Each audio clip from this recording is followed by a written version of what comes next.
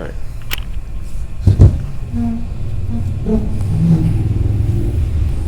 Dunder Mifflin. Anyway, sorry. Nice. I'm wearing my Dunder Mifflin shirt. It's a nice shirt. Yep. Walmart, $7. No shit. There you go. Sometimes Walmart does cool stuff. I used to have a Callahan auto. Test. Hopefully everybody can hear me.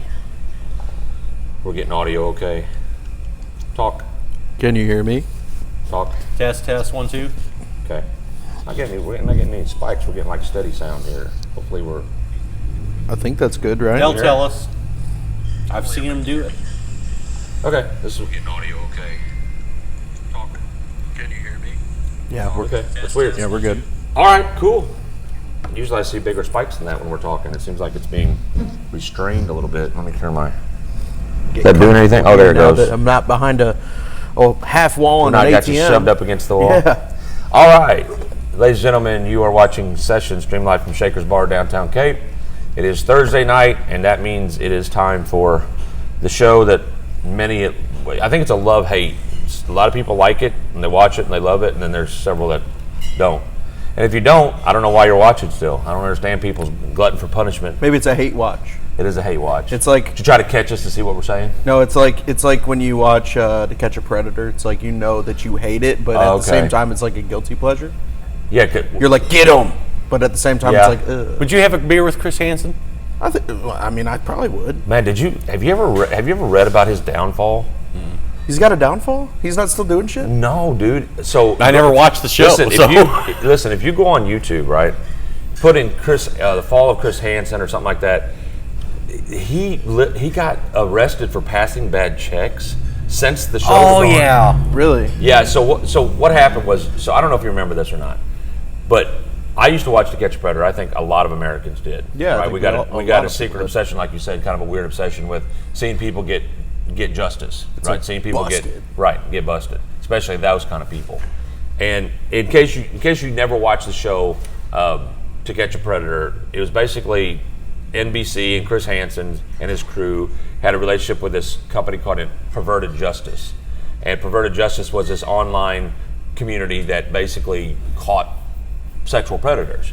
And they would pretend to get them be in people. chat lines, and they'd bait them, and then they'd have phone conversations, and they literally would drag these predators into conversations and get them to show up somewhere so they could arrest them. Anyway, Nice. It was basically a perverted sting operation is what it was. So to fast forward to the end of it, what brought the downfall of the show was one of the people on the show that got accused of being a predator killed himself. And I think killed his wife or tried to kill his wife. It was like a standoff with police. And part of the reason was he had been on the show, he had been arrested, and he had been a prominent businessman evidently, or a doctor, I can't remember which, but he basically, it was basically to him, it was the end of his life. So he killed himself, and then his family, I believe, sued NBC, and in I guess in the effort to All for suing NBC. Well, yeah, in the effort to minimize the impact, or maybe to look like you're trying to be proactive, NBC basically canceled the show. So then Chris Hansen now subsequently they've tried to get him on some stuff, like they've had him on the internet show, the one. It's the internet show. It's not Cheaters, but it's like that. It's where the good-looking kid, he sets up these stings to see where they send in someone to see if their husband or wife will cheat. Oh yeah. You know which one that is? Yeah, I know. And that's gained a lot. I can't think of the name of that show, but basically they set up an apartment that they rent out, and they have a laptop, and then they have cameras put everywhere, and then they'll have like a girlfriend, knowing that she's going to be in a certain place, and they'll have a personal trainer, big, good-looking guy shows up and starts talking to her, and, as they used to say, macking on her. Yeah. Tries to get her. So Chris Hansen actually narrated that one. It was pretty funny. Narrated? Yeah, he actually. They actually like David Attenborough. Yes. Like, well, now and here you'll update. Nobody gives a shit about Bigfoot. The muscular man is coming in. Yeah. So he's on the hunt. He just has I guess from doing that show, he just has a way. Anyway, Chris Hansen, in some court paperwork and documents, has had some legal trouble because he was making great money on NBC, and then this all downfall happened, and then when you go from making all that kind of money, you used to live in a certain lifestyle, I guess you try to keep up some appearances of that lifestyle, and I guess that is why he had a car repoed and all that stuff. But anyway. I know he's on that show, or not that show, on that app Cameo, where you can pay him money and he'll I know he'll say stuff. He'll say stuff to people. Yeah, that's the cool thing that with the internet now. There's the cool and the bad thing, but there's so many different things you can do on the internet, and I'm amazed at some of the stuff that I learn about on the internet with different apps and different things you do. So I was doing a softball tournament, and at the softball tournament, there were parents, of course, obviously very supportive, and they all show up for their girls playing fast pitch. And these two teams, it was funny because there's an app where you can send in the roster of your lineup to this app, and the app connects you with the actual announcer, and he'll actually do the lineup for you like you're at a big league ballpark. That's fucking badass. So they have like the San Francisco, which is bullshit because they could have just paid me to do it. Well, yeah, but it's all about the recognizing. I've done that at the high school and college level. Yeah, but nobody knows who you are. It's like getting the Ready to Rumble guy come in and introduce you. Michael Buffer. Yeah. So I'm hearing this guy, and it's this guy. I think he was who was it? Houston Astros or somebody, but is a notable announcer who's been announcing baseball for years, and he was announcing all the girls, and it has. Please tell me it was Hawk Harrelson. I don't know. It'll have a music soundbite with it, like just like a big league batter comes up, and it's really cool because it was actually a 10 and under game, and these girls are coming up, and it's so cute because my daughters are 10. So whenever I see a 10-year-old, I think my daughters. I think the same basic height and size and everything, and it's so cute to see them coming up with their little cleats on, and they're trying to do big league stuff. They're hitting their shoes and they're like trying to act like they're big league. And one girl even came up and it was hilarious. She walks up and she looks and she goes, "How many outs, Blue?"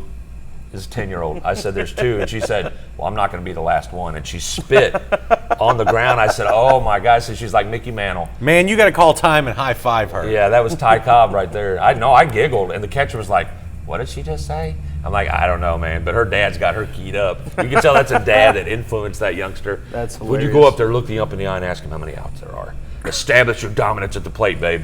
And I'm all for it. So I got to ask you guys, yeah. because we're talking about fun stuff. What's it like to fit under the damn table?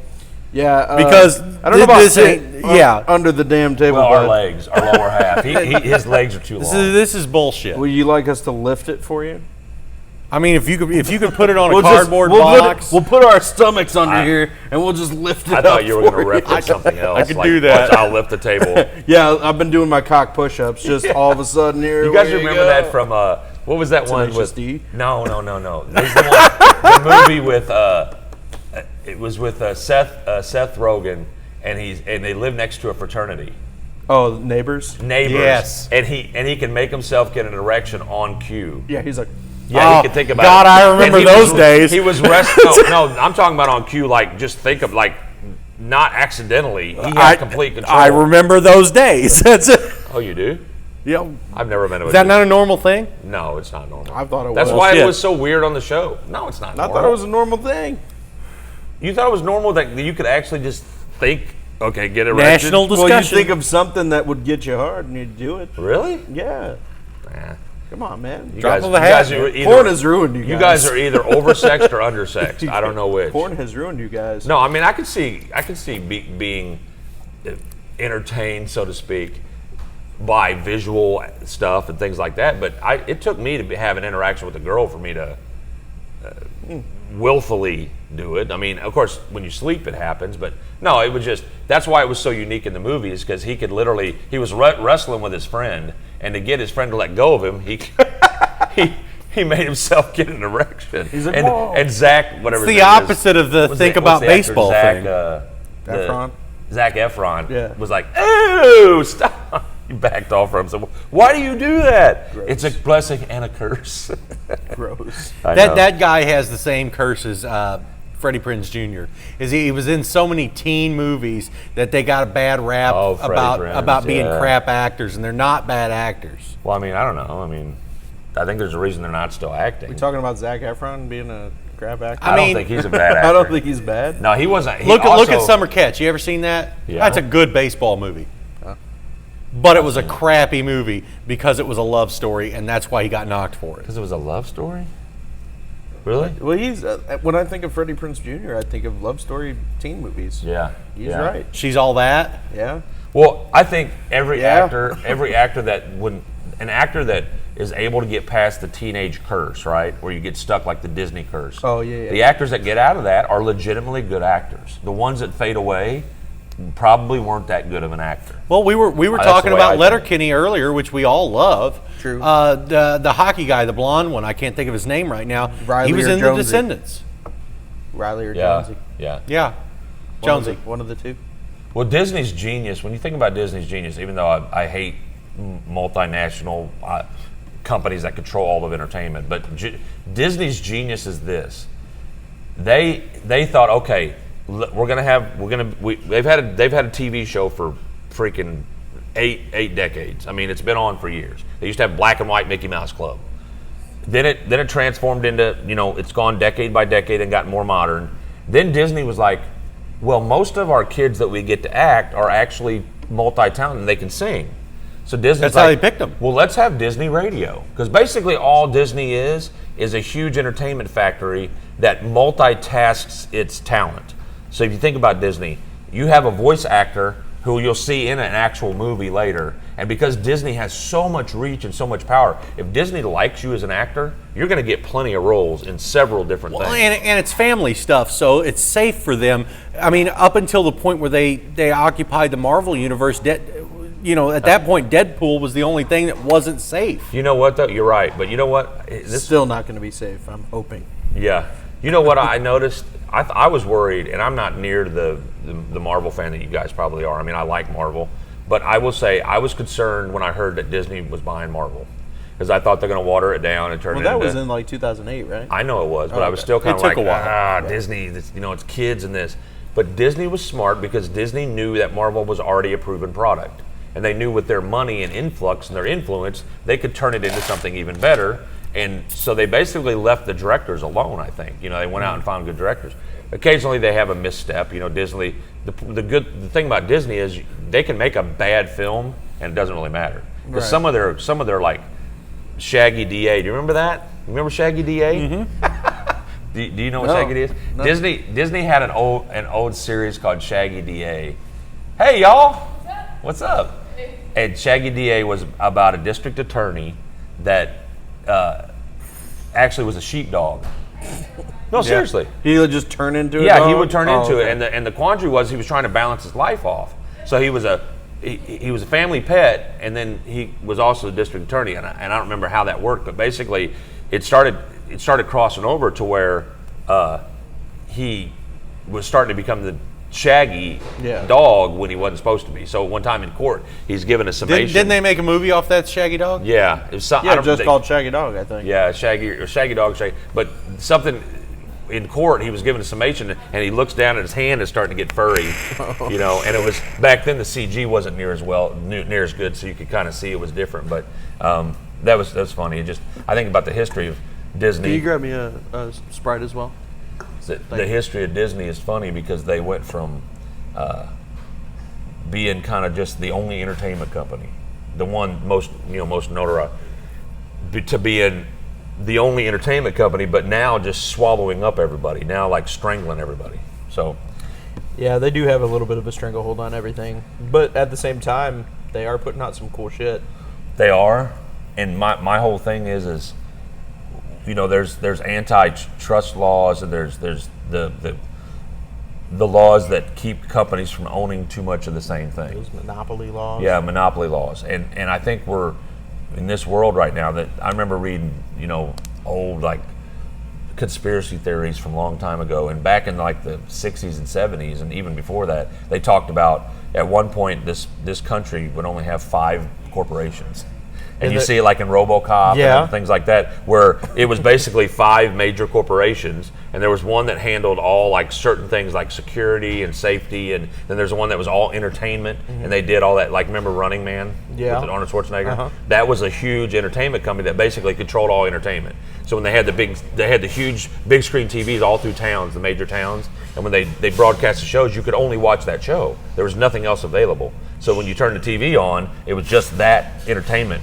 So, and it makes you kind of wonder about like shit in the past, like everybody talking about, oh well, we'll make visions of the future and what they are, and how it's been and gone and didn't turn out that way.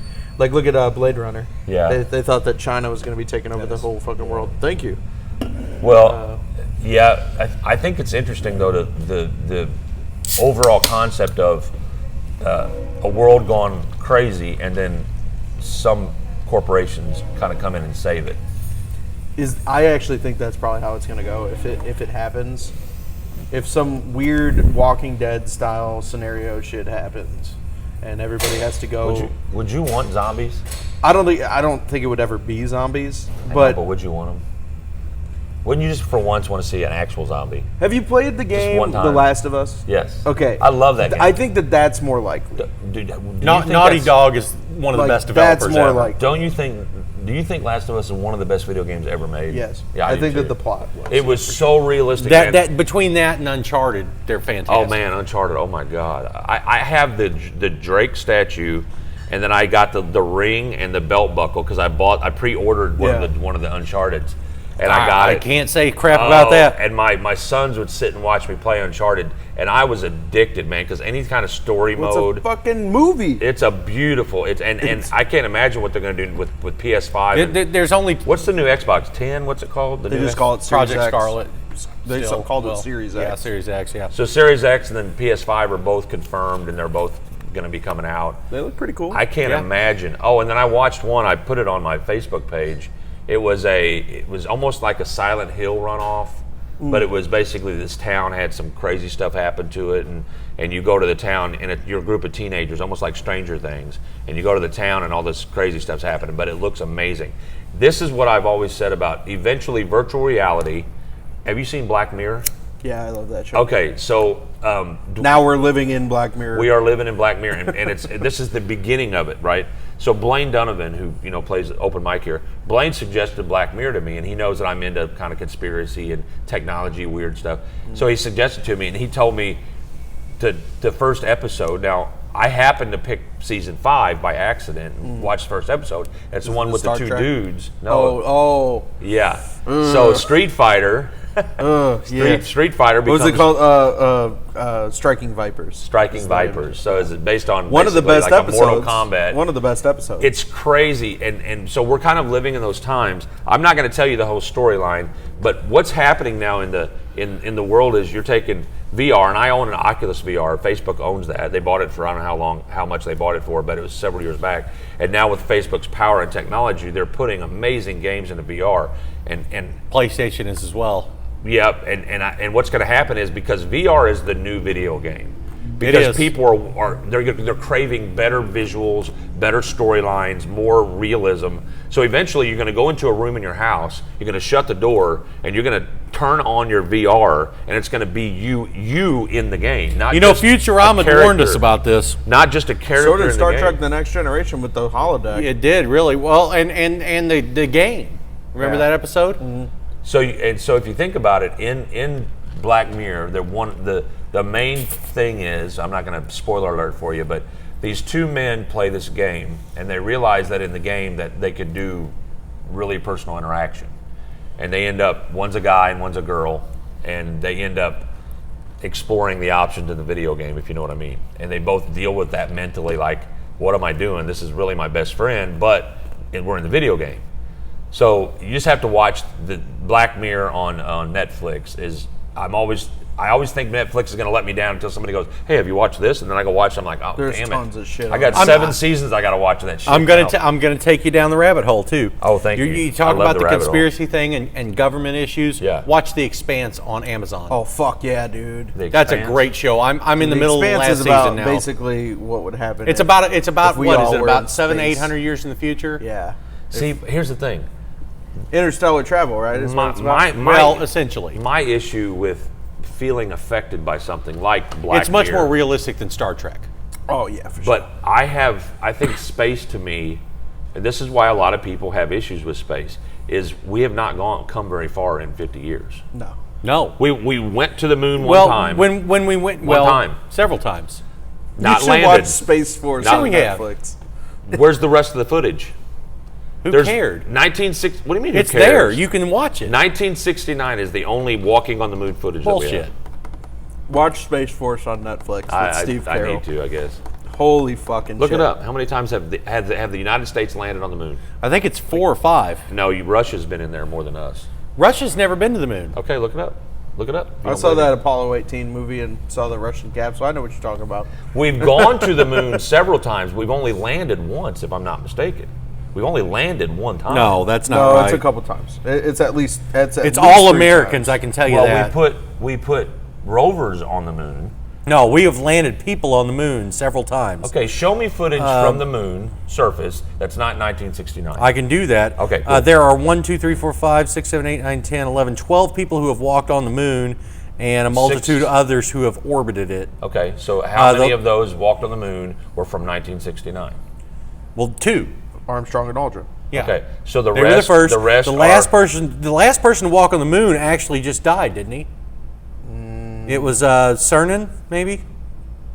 I can't remember who it is. Americans? Yes, Okay, now bring me up video footage of the other walks besides 1969. I can do it. Okay. It's all public record. It is. No, I'm not saying it's not. I'm saying they're I'll send it to you because I don't have time to do it right now. I mean, it all looks the same. And I'll be happy to come on the because, show if I can't find it. okay. All right. So what I challenge you guys to do is the reason I have a problem with space conspiracies is because we only have limited footage of what we've done in space. There's also one When one we organization went- that released it, so it's When it's we not went like when you we can went to send the your moon own in camera. 1969. Yeah, hold on a second. That's exactly my point. Yeah. Is if this look when you go to watch a football game, right? And you go to the football game, you see the cameras, you see the people, you're feeling you live it. You're there. Right. Moonwalks and spacewalks and going in space period is a select few, right? And the same literal, and people don't want to say NASA's a company, but it really is. It gets It's a company with government backing. billions of dollars Sure. to do what they do. Only one company has footage of space. They control all of that narrative. So my problem with that is they have footage of moonwalking. There's Well, what I'm saying is- tons of places have footage of space. The Chinese, the Russians. well, no, I'm saying the extent of our knowledge of the moon and what they tell us is by one company, is NASA. Trust me, nothing gets released on American television unless NASA knows about it if it has to do with space. NASA is like, they censor any information. That's why you never see any public stories on UFOs. It's always like shrouded in mystery and conspiracies. So my thing about space is, the reason I have a problem when they talk about expansive space is because we have the technology to go where we want to go. We just don't do it. And that's what my problem is why? Do we already know something? Well, let me explain it. I was trying to. Well, let me finish. Do we already know something about what's out there and we don't want average Joe to know? And I think that's part of it. Yeah. I really do. And then if we do know that, then what is it? What is the thing that's so scary and big and full of conspiracy, like full of fear? Earth's flat. Listen, would you be okay if you met an alien? As long as he didn't try to chop your head off. Well, yeah, that's Wouldn't you that's want the to? caveat. Wouldn't you want I would to? like to know. Yeah, we want to know. Like, we can't be so secure and But boastful in our lives. At the same time, we don't know what their intentions are at this point as a whole. Well, and then somebody also brought up, and that's exactly right. And some people brought up a good point: is if you're an alien studying us, do you want to come here?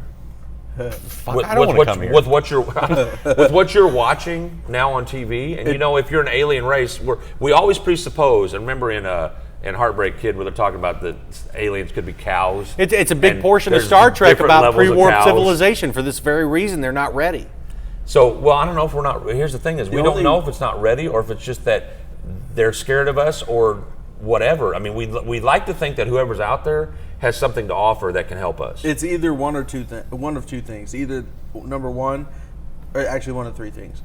Number one, they're really curious about watching us develop, and so they haven't really landed or made contact with us, Right. unless they've talked to governments or whatever. Hey, you want to turn TVs on? And then Which number God two, help us. With God help us. Then number two, it's they're going to come in and they want to help all mankind. It doesn't matter, they're not going to pick and choose governments or whatever. And then at which point you have to rationalize that they would have done it already. They would have done it already. And then number 3, which is the most likely, and I don't think maybe we should be broadcasting that we're out here, because they're going to come in and they're going to take whatever resources that they need from us and then strip mine our fucking Oh, please, God, stop and this then nonsense. boom. And if that's the case, now's the perfect time. Come We're and take distracted. us. Well- Let's get us. Well, I think if there is life out there, and I'm gonna say there probably is life out there Most somewhere. definitely, somewhere. I don't want to presuppose to think we're so grand of a creation that God, whatever you believe, created us. It would be a waste of space. Well, it doesn't make any sense. We're the only planet that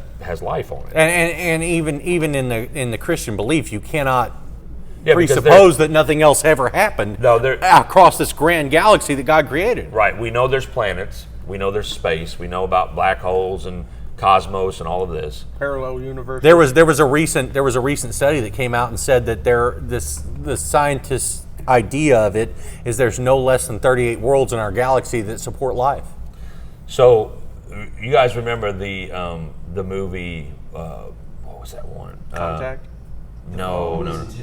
The one that was with it's with Idris Elba and Charlize Theron, and they go to the planet and they find the big, like 7-foot tall guy, the bald guy. It's like the beginning of life. What's that called? It starts with a P. Prometheus. Yes, that was a freaky movie because that put a real spin on something. Because you remember the beginning scene of the movie? It shows this big, what is supposedly supposed to be the evolution, like what we're supposed to be. At some point. Yeah, Maybe. That's supposed to be the beginning Or race. actually, I think it was actually a little bit more than that. I think that was the whole like God and built in God's Right. image kind of Right. Star Trek did it. Right. Yeah, well- but Prometheus took this Ridley planet, Scott. and the beginning scene is one of these giants, one of these original people Needed to put his dick down on is say it was me. dumping something in a stream somewhere. He's Yeah. actually pouring something in the stream, And it gets on him, right? And he disintegrates into it. yes. So what we're saying, basically, Prometheus basically examines the possibility of our ancestors being more perfect than us. And if you look at the Bible, the King James Version of the Bible, there's actually some backup to that. Because if you look at the story with Adam and Eve, God created perfection, right? Mm-hmm. So if he created perfection, he said, look, Adam and Eve, there's one thing that you can't do. It was on the 6th day, right? I created you, you're my children. Here's one thing you cannot do. You don't eat anything off that tree. And as soon as they did, there was death and sin. So if you look at Prometheus, and I'm not saying Prometheus is what happened, I'm saying if you look at the comparison, anything in art, anything that's written or created has influence from something. I know I write a lot, and when I write, some of my personal experiences go into it, and then things that I've learned through the years that I can put into a story. But Prometheus was interesting because it took that idea of a better human, a better being than us. Yeah, a peak physical being. Yeah. Could read thoughts, could anticipate attacks, can do complex math and science with no problem. Physically superior to everything we are. And we're a broken down version of what I believe was intended. And I believe it's because of our own beginning, however we began. It's because of the exercise of free will, is what the argument is. And that is true. And that's the thing. What I find fascinating is, however you believe we got here, however you believe we were created, whether you believe Big Bang, evolution, whatever it is, right? They're not mutually exclusive of each other, which is wonderful. No, but I think if you take there's little bits and pieces of each thing that if you put it into a understandable story, you have a pretty good feel for what maybe happened.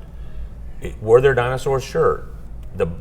The argument against dinosaurs is made by a lot of very educated Christians that have studied theology, and they say, well, the Earth is 9,600 years old. That's right. That's the study. Well, because nobody knows if the bones are actually millions of years old because they had no way to date it to that time. So what's interesting is my whole point to this is, and we started with Disney and talking about what could be and what is. Eventually, I think we are doomed to become the things that we fear and we create. So in other words, we are now creating AI. And AI, we don't even know how advanced AI. Well, but that's the thing is, I'm the same way as you. It's a very weird fascination with AI. Bring it on. Because AI, once it's here, We've been training for this shit. Once AI is all our lives. Once you you- don't get to go back. Yeah. Once you create an AI, an actual working being, that it will When not you let it will not Pandora- allow itself to not exist, because that's what AI is I'm about. okay with that. When you let Pandora out of the box, you can't put it back in. Well, and that's the point. We are playing God. And yes, it's the evolution of science. It's the evolution. We want to create a better version of us. And it doesn't have to be a negative thing, but it doesn't can have to be. But Hey, but look. because we're humans, because of who we are. Look, we can't look. Look at we these- can't even We're have in a cycle here, guys. Yeah. Look at We the can't AI even- that Microsoft created a couple of years ago to answer people on the internet, and they had to shut it down because it was taking the worst parts of us, because it was the most common part, and turning it into, porn, cussing, racism. Well, and we can't even have basic civil discourse with each other without somebody getting mad or someone accusing somebody of something. Amen. So if you take that, right, that behavior that we're in right now in the world. You ever and see the movie Chappie? Yes. Yes. It's going to be like that. Well, and that's the thing is, if a government be look, like I hope that. here's what I hope happens. If AI is going to come, we can't stop it. It's coming. But I'm hoping it's done by a private like an Elon Musk who keeps, because he doesn't like the government. Mm-hmm. He's said it very clearly. He doesn't like the government. Same way with Zuckerberg. Same way with any major creative soul. They don't like government influence because they know what government does. So Elon Musk financing his own rocket ship to space and Tesla and all this other stuff. I hope it's a private individual that breaks through an AI, or at least has their own company, and protects it from the government. Because then we might actually get to see the potential of AI, the goodness of AI, what can actually, because imagine if you're walking down the street, right, and you fall and get hurt and you require an ambulance. Imagine an AI ambulance shows up and fixes you right there on the spot. It's reins. A It's la- all about what a la reins can you Elysium. put on this. Yeah. You want it to develop naturally at the same speed that we develop naturally. Well, That's tough. Well, and see what we did It with ain't gonna cloning. happen. We did with cloning. Everybody was scared of cloning. I knew cloning wouldn't work. It's hard. It's hard to clone. It's hard to clone our DNA. It's it's been broken down. You're talking about emergent They didn't clone properties. human. You're talking about No, making. They beakered humans. They beakered humans based on sperm and The only so- reason that they cells. haven't done it is because we have this whole ethics situation where it's not. Disagree. letting them do it. I don't think. Well, no, they're he's gonna- right. What yeah, is- that's the by only reason law, they haven't by done law, it. you're not legally able in this country to clone a human being. By law. You are talking about taking an emergent property and making it controllable. We don't even understand what makes it an emergent property at this point. I've You seen that cannot, movie you Splice. cannot, That under, shit you don't cannot go well. understand and explain how a group of cells, as our brain is, makes itself into something that thinks and feels. Okay, so then what you're saying is AI is not possible then, by what you just said. It is, but not on the level our brain is, No, which no, is they're why. always going to be emulating us, and it's just not going to be real. But what happens, because AI is about learning the human being, right? Then they- eventually AI will surpass us. Look, they will be like us, but There is they no will not random have nature. A soul. Hold on, hold on. They won't have a soul. No, There's nothing that says But people- what's right and wrong. They'll know what they should do to not get caught, But therein they'll lies- never feel guilt. but therein that lies- doesn't exist. therein lies the rub. Therein lies the rub. Is if you are an evolutionist, or if you believe in creationism, if you believe in whatever you believe in that we got here, the Big Bang, we don't need a soul. We're just shells. All I'm saying is We're that just- the cycle of Yeah. us play God, Hold on, wait. Screw that up. excuse 'cause me, People can't us understand. play God, or somebody play God, Yeah. create something, Yeah. their creation kills them, Uh-huh. and then they start it all over again. We did it to Jesus. We killed him. We killed God. Well, we killed. And now we're going to create robots and they'll kill us. Well, we be killed great. we killed Jesus because it was part of a bigger plan. It had to happen. Jesus brought about that. I'm just saying. In We terms also- of the cyclical Yeah, nature of well, the the circle of argument. life, yeah. in the microcosm, we killed Jesus. Well, humanity killed Jesus because he was a threat to the society that was established. Which, and again, if we create AI, we will then be a threat because we're going to try to stop them. We're going to Well, try to turn them off. That's a conundrum about Jesus, because think about it. If you are a Christian, you believe in in how the world was created through God and Jesus as a savior, which I do. there's an issue there when you think about it, where what you said is society killed him because he was a threat to whatever. It's humanity's fallacy. So we're wrong. But that's the thing is, we killed him because it was part of a bigger plan. It's precisely had why no we lived. control. It's all predestined if you believe in the Bible. So is it really? Was it a bad? Because nobody says it's terrible Jesus had to die. Because Christians celebrate. It's because we got 2020. It's precisely why we lived in a heliocentric society for thousands of years, because we cannot. Explain heliocentric. Heliocentric is what we live in a don't know geocentric what that is. society. Okay, explain geocentric. You gotta understand, most That the people don't world know revolved around, that everything revolved around the earth because we are the most important things there. Well, isn't any society, isn't any being, don't you think that they think they're the most important? I mean, at the time, until you get perspective. Like that's what he's saying. Right, but there's a planet somewhere outside of us, maybe outside our solar system, wherever, that has actual a humanoid or a type of a being on it. That's an advanced way of thinking. And those individuals probably think, just like we do, there's got to be something else out there. We got to try to find it, because what can they help us discover? What they can help us do? We have this weird notion that whoever's out there is better than us.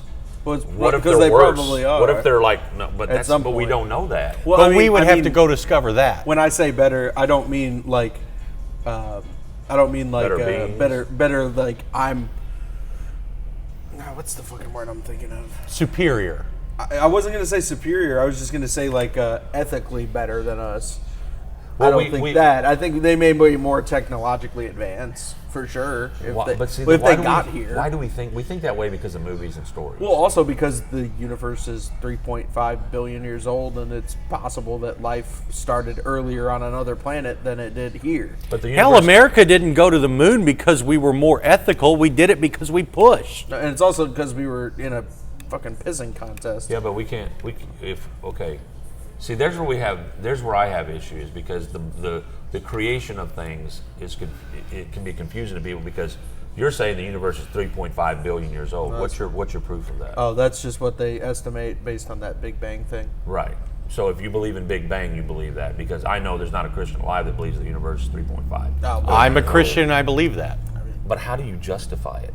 Well, if you're a Christian, right? If you're a Christian and you believe that the universe is I believe that because 3.5, that's the most sound scientific theory based on the data they have. So then you deny the Bible's words. No, Well, I deny that our interpretations of their time flow is the same as ours. That's the argument that people that don't believe in Christianity make. You're making a non-Christian argument against the Bible's not. teachings. You are, because you're saying that you are the universe, you are describing the view of a very small percentage of Christians. No, most Christians. No. Most Christians do not believe dinosaurs were here 5 billion, 4 billion, 3 billion years ago. Why don't you believe that? Because there's no proof of it.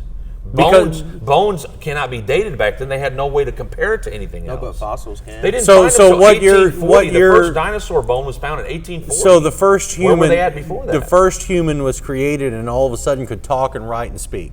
Because he's created in perfection. Yes. Okay. Yes. So let's pretend that that's true. Yep. And we have a perfect diction from Genesis on through Exodus of who was born and why. Okay, so let's take that out for a moment. Who was born and what? What do you mean why? So, they talked about this person begat this person and this Well, did that's this. just showing the history, The lineage of all the the lineage. people. Sure, Yeah, sure. Yeah. So let's think about that for a second. And then Moses wandered in the desert for 40 years. Okay. What's a year? I mean, They never established. well, They don't know. Same thing. Science doesn't have an established. We didn't establish a year for 1,400 years after that. I know, but or there- probably more. But there They had to is figure it out. Trial and there error. is evidence based on. And I have to look up the article. I just read this article actually. It was a theology article, and it was a very learned guy, and he wrote this article about the case for Christianity and the timestamp and dates on when Jesus was here, based on evidence of what they found with they believe were his clothing and all this stuff. But anyway, Well, regardless. this is not a hill I'm prepared to die on with you, because at either rate, we're speaking the same language in a different way. We are, but my thing is, and this is where the AI and the people in space, is there, my question has always been, if there is other life out there, what secrets do they hold? Because I believe that's been touched on, like in Contact and other stuff. In Contact, she went to a place that was very similar to what you would think would be heaven, where she saw her dad on the beach, right?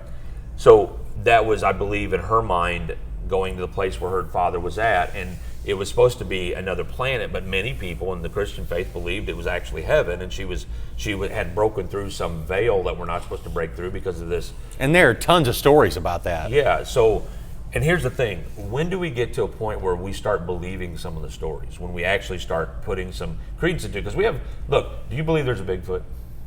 I believe there may have been a creature at one time that could have, yes, folklore, yeah. Do you believe there's a Yeti or an abominable snowman?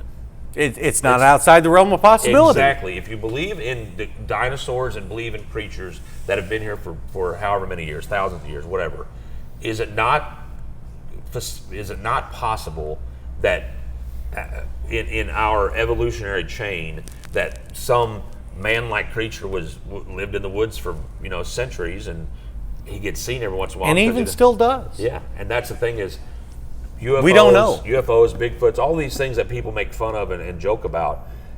I look at God in this way. God is beyond our comprehension.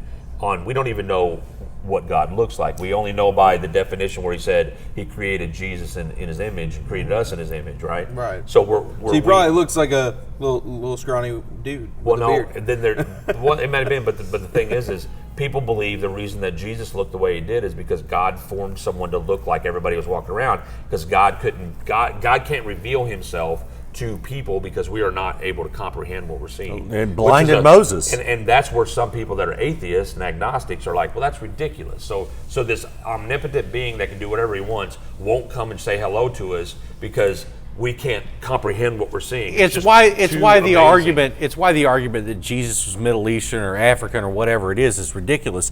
We don't know. We have no way of knowing. Well, we know where he was from. Sure, and it's probably more. If we're talking about our science, it's more likely than not that he probably was brown-skinned. But we don't know. Are you guys aware of like all those stories like from other areas in that area, like Babylon and Egypt? And, sure. About like basically the Messiah story, but it's basically the story of Jesus, but like other people. Yeah, so like Horus in Egypt, and very similar. Who was the other guy in Babylon? I can't fucking remember his name.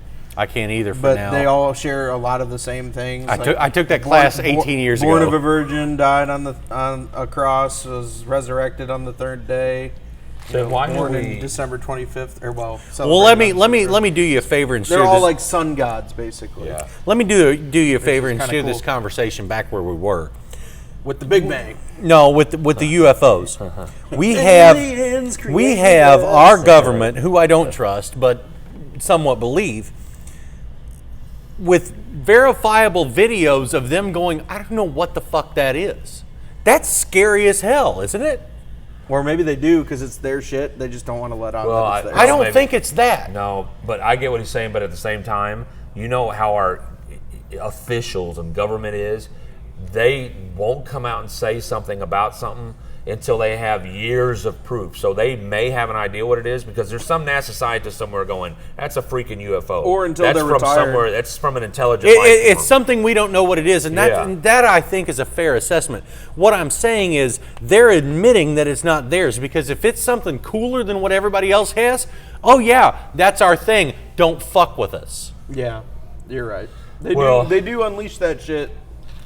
Because they want everybody to know. So they don't know what that is, and I think that is a verifiable fact. Do you ever wonder, I always go to the Matrix analogy, and I've always done this, but what is our purpose? What is it that we're here for? Are we just here to be consumers and to take up space until our mortal coil goes away? Or do we have a bigger purpose? And if we do, what is it? And that's, I think, Man, that's a good question. Well, I know, and that's the thing is why don't we know?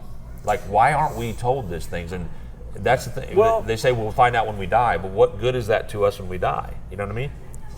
I feel that. I think that's probably to answer that question. I think that's why like all these religions popped up because so many people are like, well, I don't know what to do. What should I do? I got to live my life a certain way. Like I feel like I'm not doing anything with my life. And then they're like, I've got something for you to do. You should give me money. Well, and also be a nice person. And they also adjust the teachings to fit what they want to get done. Right. And I think that's what happened with Christianity. That's why you got so many different churches in the Christian faith.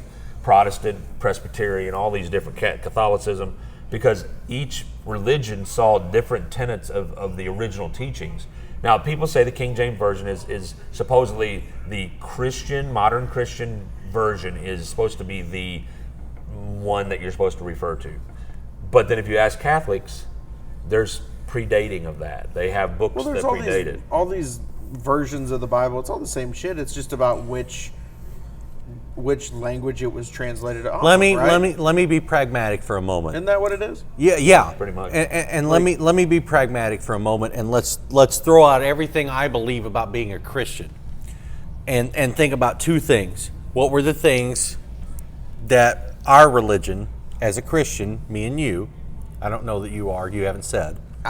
Here's the thing. I consider myself a He's on a search for answers. I'm on a search for answers. Okay. I don't know what's out there, so I don't claim to know shit. Let me propose a couple of things, and you can apply this to any religion that you want to in a certain extent. What are two things that you can say that everyone can grasp and will be better for everyone else? You said two things? Yes. Okay. Number one, love whatever God it is that you have. Mm-hmm. Number two, love everyone else. Because at the end of the day, if you're a Christian, that's what Jesus taught you. But if you love your God, this is where the problem with number one comes in. I think the second one's great. The second one's perfect. If you just love each other. First one's a problem for me because if you say love whatever God you believe in, right? Mm-hmm. That God has principles and teachings.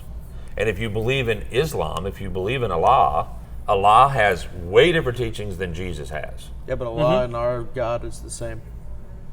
No, no. They're I don't think They're anybody the same. from either side would believe that. Allah is called the One.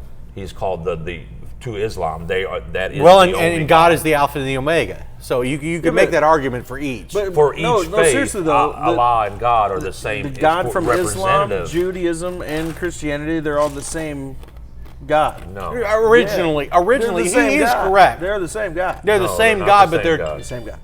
It's just that the prophets have revealed themselves differently. The prophets are different, but it's the same God. Then let's talk about that for a second. Because they believe in the same history. No, let's talk about that for a second. Is. So Allah teaches a much different. Allah teaches through Muhammad. Well, he taught through Muhammad. Through Muhammad. And so it's Muhammad's shit.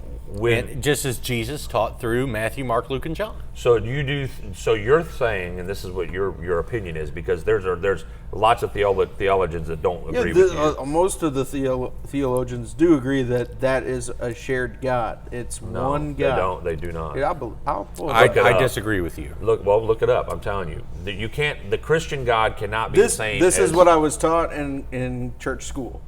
So what church? It's not that the God is different; Catholic. It's that the vessel is different. So Catholic taught you that Allah, God, and Yahweh are all the same. Oh, well, that's strange. Then why would?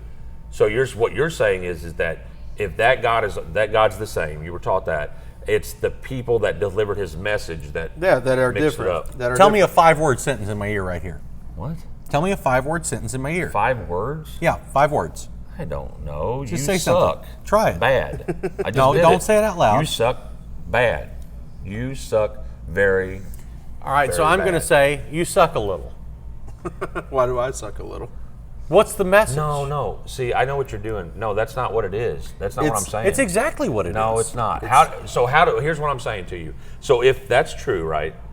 There's different, and here's the problem that I have with it. If you take the God as in one God, right? Mm-hmm. And then you can't ignore the existence of Jesus because He existed. That's proof, science proof that He existed. There's questions whether He was the Son of Man and the Messiah. If you ask the Jewish faith, He was not. But he was considered in Islam, Jesus is considered a prophet. He's not considered the Son of Man, right? Correct. In Islam, there is no son of God. There is no son of God. No, he in was Islam. a prophet. Right. Same Just a as prophet. Judaism, I believe. Yeah. Well, they just don't believe. They believe Jesus existed. They don't believe he was the Savior.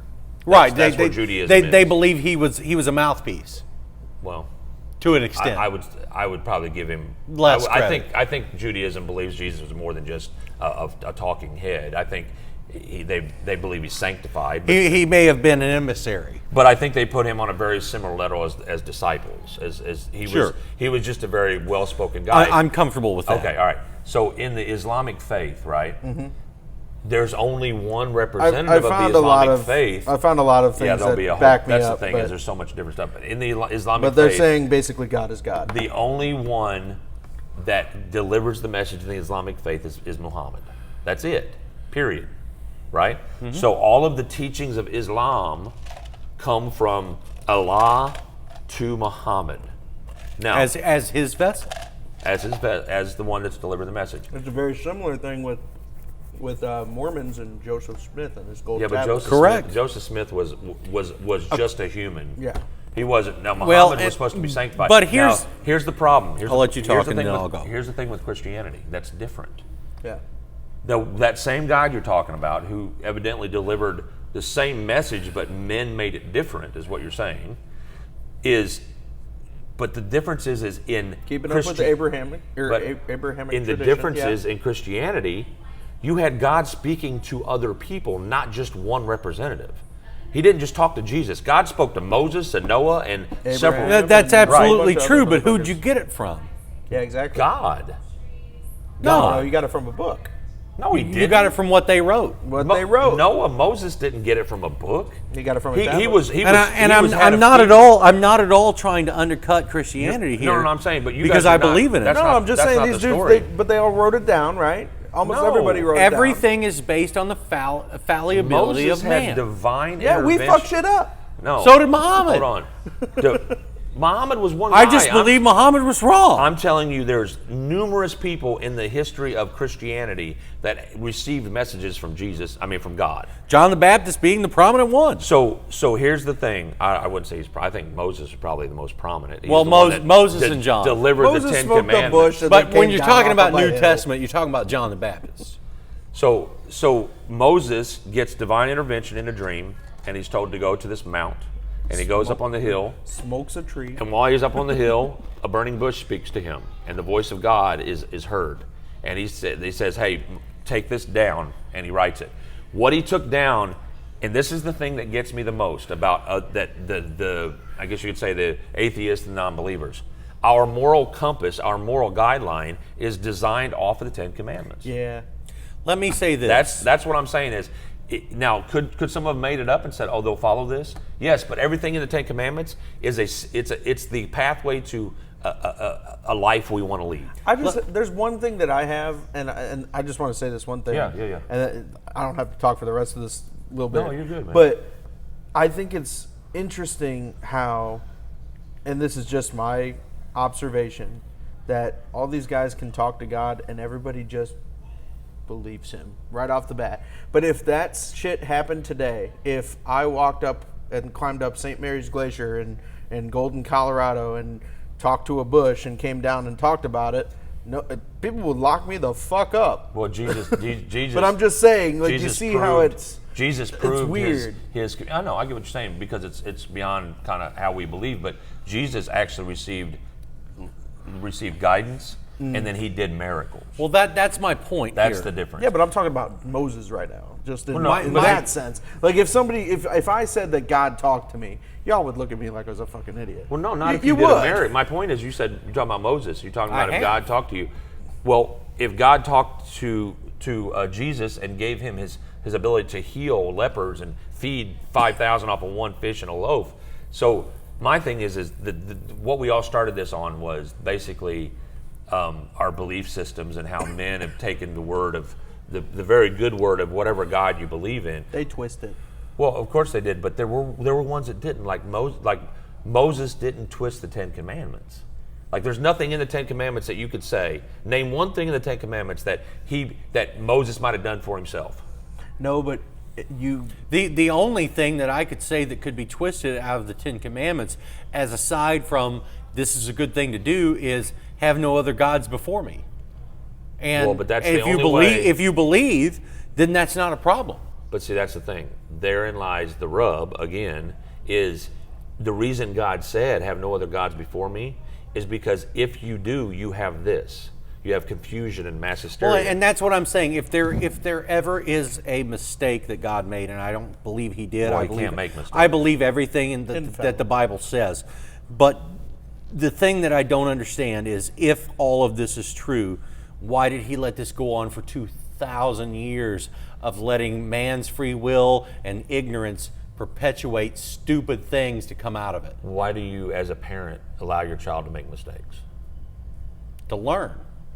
But He's hoping. You- I you- believe. you I believe, have no, to- that was the answer. You can say, but that was the answer to your question. And here's my thing: is any good parent, if you're going to say God's our parent, He created us, you created your child, you allow your child to sometimes do something that you know is going to possibly not kill them, but put them in a situation where they have to make a proper decision. Well, because you want them to evolve and learn. I'm not disagreeing with you. Okay. But let me that's let why me, God does what He does. Let me put this in a different metaphor.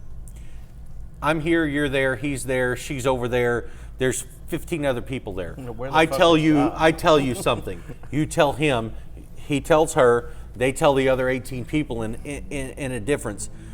The first recorded, record of a lot of these things is 400 or 500 years away from when Jesus died. And I would love it to be different than that. But there's a lot of room for error there, and you know how gossip works. Well, you can't make it through a classroom with 30 people with the same statement from the first person being at the 30th person. I know, but regardless of that, my original point about the Ten Commandments was, when we're talking about the creation and the Ten Commandments, we're talking about the word of man over the word of God. There's nothing in the Ten Commandments. And you said, I thought he was talking about the versions of the Bible, actually. Well, no, he was there, but that Yeah. was off of what we weren't. Oh, okay, we never my bad. finished with the other thing. So I the thought it was reason that God says only worship me is because He wants us to stay on a path. You're not getting an argument from me about that. So the reason I believe that the Ten Commandments, as you stated, asked, are the Ten Commandments. Somebody asked why God said took 2,000 years to do this, like basically lets things happen, and why all this ignorance. Because, and I'm answering that question by saying, children have to learn, and we have to evolve. Our evolving now is, God promised that He would not come in and interfere. He promised us free will. At Noah. Yeah, and He said, look, you are screaming for your own life and your own existence. So here you go. You're going to have life, and I'm going to let you make your own choices. But beware, because this could happen. And then what do? We fell off the cliff. So had we stayed on course with the Ten Commandments and didn't let our greed and passion and natural human sin and desire take over, if we had just followed the Ten Commandments, we would be fine. The problem is we've gotten away from Ten Commandments. And if you don't believe in Christianity, that's fine. But there's nobody alive. There are similar teachings to that in every religion. What I'm just saying, you don't have to believe in Christianity to look at the Ten Commandments and go, yeah, that's probably a good way to be. Which is why I circle back to my first statement of love your God, love everyone else, and you won't have any problems. And that's damn true, aside from the fact that you're quarreling about who God is. Okay, so then how do you get to what God's original teachings are? The God that you want to follow? What difference does it make at that point? Because you want to know what He's teaching. Because and I telling you. I just said that the Ten Commandments. No, because Allah tells Muhammad. So how do you get to what Allah said if you think man is manipulating, right? Mm-hmm. There's a Ten Commandments or a commandment, or I don't remember what they call it, the 5 pillars, I believe it's called in Islam, where there's 5 pillars of things that you have to do as a Muslim. Now I don't want to speak too far into this. Faith, I think Well, called, right? it's I'm you gonna can look it up. I wanna have know. an answer for that, but I won't say it publicly because I don't think that's fair to Muslims. So, well, I mean, you're just speaking on your opinion of whatever your knowledge is about Islam. Now, I have a Quran at home. I own as a Quran. Christian believe that we are supposed to bring people to our God, faith. God tells us To proselytize. So so the 5 pillars of Islam are declaring your faith, right. prayer, Yep. Giving, Yep. fasting during the month of Ramadan, Yep. and journeying to their homeland of Mecca. So those are the 5 pilgrimage. pillars. Man, that doesn't sound like killing Christians ask to me. Ask them. Hold on. Ask Google. Does Islam have 10 commandments? And see if there's a tenet or a document or some words that are kind of similar to the 10 commandments. Because I'm going to say there probably is something that's like a path they follow. Because Probably. I'm sure Allah in the Islamic faith gave his followers through Muhammad. It says here something. that for Muslims, the 5 pillars of Islam are central. Moses received the 10 commandments directly from God. Mount Sinai wrote on 2 stone tablets that assert uniqueness of God and forbids such things as theft, adultery, murder. So I guess that is the follow interesting same thing. shit. That is the interesting thing here, because we're talking about Christianity developing in or about the years 35, or in the next 100 years after that.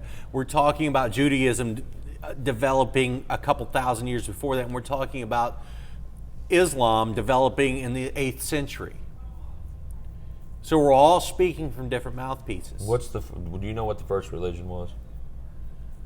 If I had to guess from my world religions class 20 years ago, I would say it was probably Hinduism. No, it's Catholicism. Catholicism is the actual first known Organized modern religion. Christian religion. I can't argue with It that. predates Islam on dating. If Well, you're going to go by the 700 teachings. years. Yeah. So it was the first one known, and so here's my reason I wanted to bring up the 5 pillars. And this is in no way discounting Islam or any other religion for that matter, because I'm not talking about religion. No, I mean, they sound like pretty solid. Yeah, I think my probably do issue if you were there. is if we're going to follow whatever, like you said, whatever God that you believe in, follow that God and follow His teachings. We don't know by what you're saying, right? Because then what you're saying is man kind of manipulates the word, right? Mm-hmm. We don't know what God is telling us because evidently from you guys, we're getting it through man, and man manipulates. So we have to look in our doctrines, whether it's Islam or Christianity, at something that makes sense now. Eric, how many versions rings of the true. Bible are there? You don't know that either. 30, 40. Well, we don't know that. King James, International, name them But off. we don't know. We don't know how many there are. There's probably there's a versions- bunch. There's probably versions There's tons of versions underneath the Vatican that they won't release because they talk about the aliens. We're not even talking about I that. know, but you're getting off on. What I'm saying to you is, if you're talking about following, you gave us 2 things. One was believe your God, follow your God, and the other one is love each other. Is that not what you said?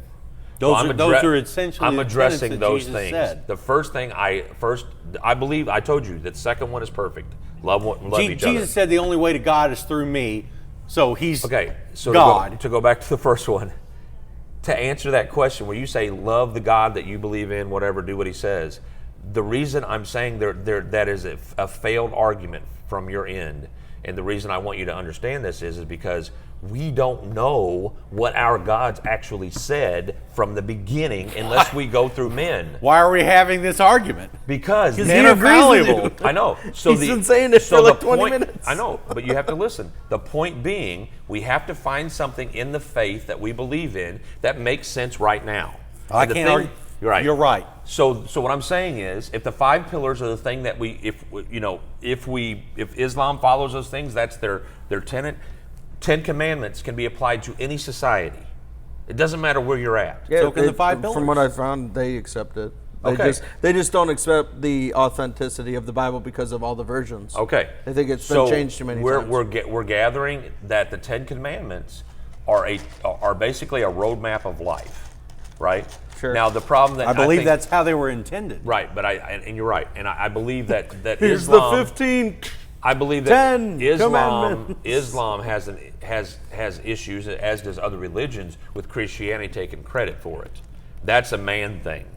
They believe, okay, the 10 commandments, yes, they're a guidepost for life. But the problem is other religions are like, wait a minute, why do Christians get the credit for that? Why do you put it in your books? Because we think it's a great thing too. Well, they did it first. Who did it first? Christians. How do you know? If you Because they Because predate there's everything. verifiable evidence that happened so what first. you're saying is then the Christian God is the one and only God.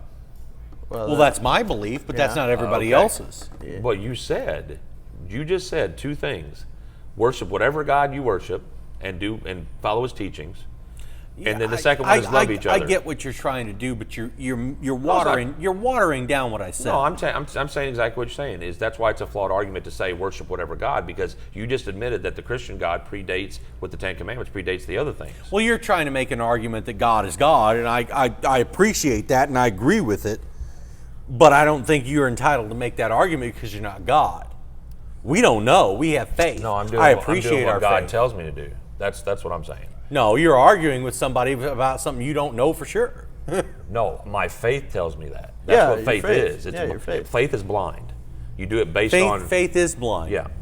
But you also are ignoring the more important fork. What is it?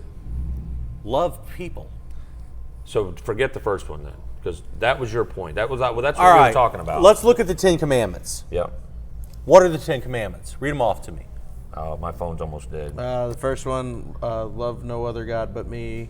Have no I false idols. am God and I am love God. no other false gods. Okay. Number 2, What are the rest of them? honor your mother and father. Well, somebody look them Aside up. from the Sabbath one, And then every the other Sabbath one one. is about loving everyone else. Yeah, and not fucking them over. Love your mom, Like, love your dad, love don't- other people, don't love steal your your neighbor, don't neighbor's fuck your neighbor's wife. Don't I steal mean, from your neighbor. Yes. Don't kill any people. This is a really simple concept that is universal. That's what Oddly I'm trying enough, to, they didn't talk That's about the argument rape I'm in trying there, to but- make. It's not who God is, it's who you are that's important. So you're discounting God. No, I'm not. No, that's his. That's his exactly I what would it love is. for those things to bring you back to God. But that's what I'm saying is if you're saying it doesn't matter what God. That's not what I'm saying. No, that's what you just literally said that. Not what No, I'm he saying. just said no. He just said that God said, for you to be a good person, do these things, and you will become closer I'm to saying God. if you Not do what he those said. other 8 That's things what I got and you from what see he these said. other 2 What he things, said. you're going to That's go what I back got. there. I go by exactly what people say. So when you said, you're saying that in that case that the Ten Commandments are basically saying love in general, right? Okay, I agree with that to a certain extent. I don't believe that do not commit adultery is about. I mean, it's about loving your wife, but it clearly says don't do this thing. It doesn't say just love your wife. It says don't commit adultery, which means if you're not married, you can basically do whatever. Love thy neighbor. Yeah, some people love to love thy neighbors. I'm just saying. You know what that means as well as I do. I know, but it's in the Ten Commandments, so people can take it and do what they want with it. So my thing is this: is if you take the Ten Commandments at face value, right? And when they say love thy neighbor, it's God's love, which is non-judgmental. Bring them to God. Try to get them to Give them food when they're poor. Love each, and like you said, I agree with you on the Be love kind. part. But I think Rewind. we have to be very careful, especially as a Christian. Joel Osteen and the New Age Christians Fuck believe. him. Well, they believe, and he preaches that who God is isn't really important. What's important, and Joel Osteen's basically said this in interviews with Oprah and others. This New Age Christian is basically saying it doesn't really matter. Tell me I didn't set my car alarm off from here. Now, why do you think it's yours? It's not. Yeah. I wonder if that's mine. Now, I want to get back to this, though, because this is really important, because I think you're about to make a really important point. So, Hey, man. hey, go see if that's mine sitting on the side of the building there. So my point is, like you've said many times, Matt, and Brandon said, we're basically saying the same thing when it comes to the teachings, to what will, I think, make you happiest in the world and in your life, because I don't know of any person that has lived a full life, no matter how long that is, that looks back and regrets being better, being good, right, to love. Nobody regrets loving too much. And you also have to put to it that you cannot substitute your own words for God's. And I'm not trying to do that. No, I know you're not doing that. I'm just saying I'm very big on what people actually say, and I take what people say, and I'm like, I will say back to them, you just said this, like I did, and I wasn't trying to be a smart aleck, but like if Brandon says something to me, right, and he says that ant is red, I will literally repeat back what he said, and then if I don't agree with the argument, and he goes, well, that's not what I was saying this. Well, but that's not what you said. So my whole thing is, fair. Yeah, so that's all it was. I wasn't trying to say you were wrong. I'm just saying you said something that I was calling out. So anyway, basically the point is we started with, space and creation. There's so many questions out there, and I wish there were ways that we could have answers prior to us not being here anymore. And since we don't know what happens after we're here, since we don't know where we go. None of us do. Well, and that's the other thing. If you believe the Christian faith, our soul goes into this weird holding pattern somewhere, and we wait. That's Catholicism, not that's all Christianity. That's King James. Tribulation. That's you go basically to when you die. Are you talking about purgatory?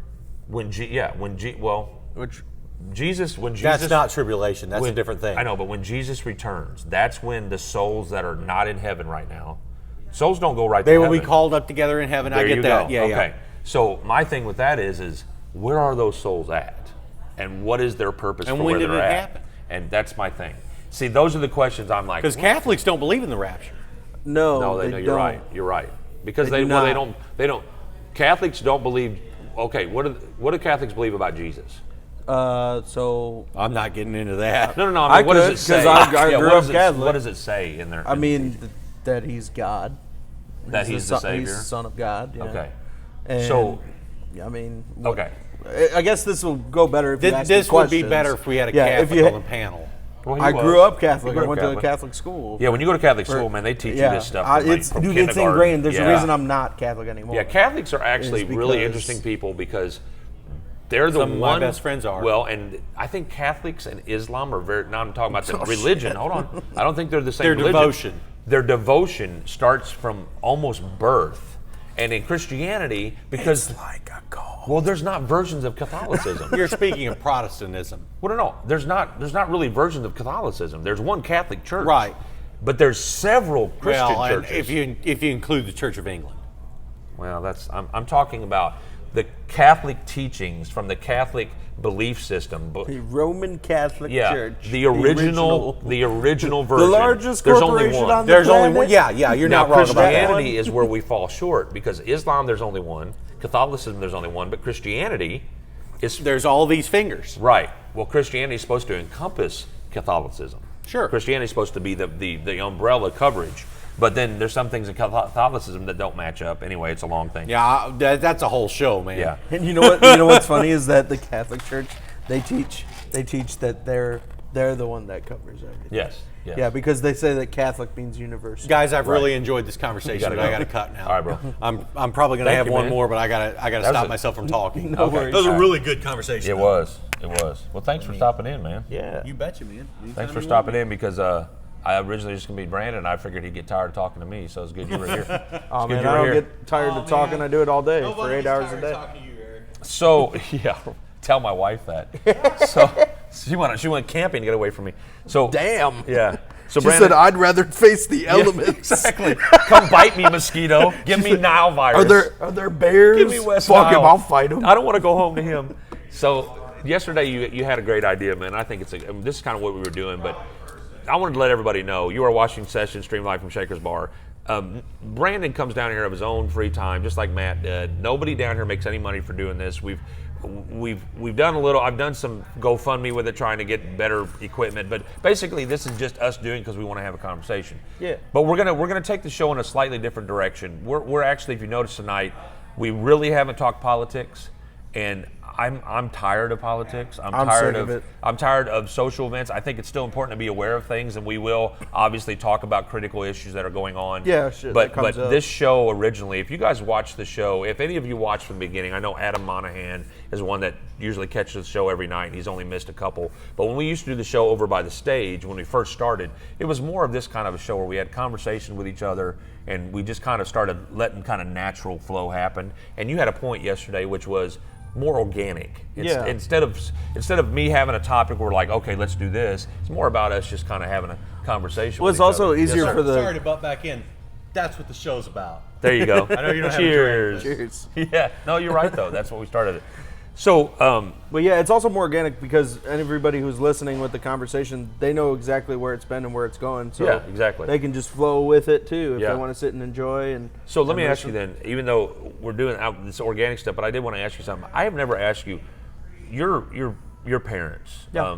What kind of relationship did you have with like your mom and your dad? I mean, it was pretty good. You know, I grew up in like a, I guess, middle class See, Matt. family. So Okay. my dad always worked, 8-hour days, Yeah. and wasn't really home when I was home. And Were you really? school Were you and- close to your mom? yeah, pretty. So close. the reason I asked you about this is because I was my mom. I was an only child too, so Oh, I were mean, you? I really didn't have a choice. That's interesting to me. That's Yeah. interesting. Only child because I had a sister and all my kids have siblings that were close. Like I Oh, have they tried. It's just 10-year-old they twins. couldn't get pregnant again. Oh, okay. Yeah, it was just. So they created perfection and then couldn't do it again. There he is, the perfect Apparently, child. well, my mom, she would say that I cost way too much money because fertility drugs and shit. We you did the know? same thing with my twins. We Yeah. went up to a place called Parents with an I instead of an E in St. Louis. It's nurse practitioners, and it was basically you go in and they specialize and it's really cool.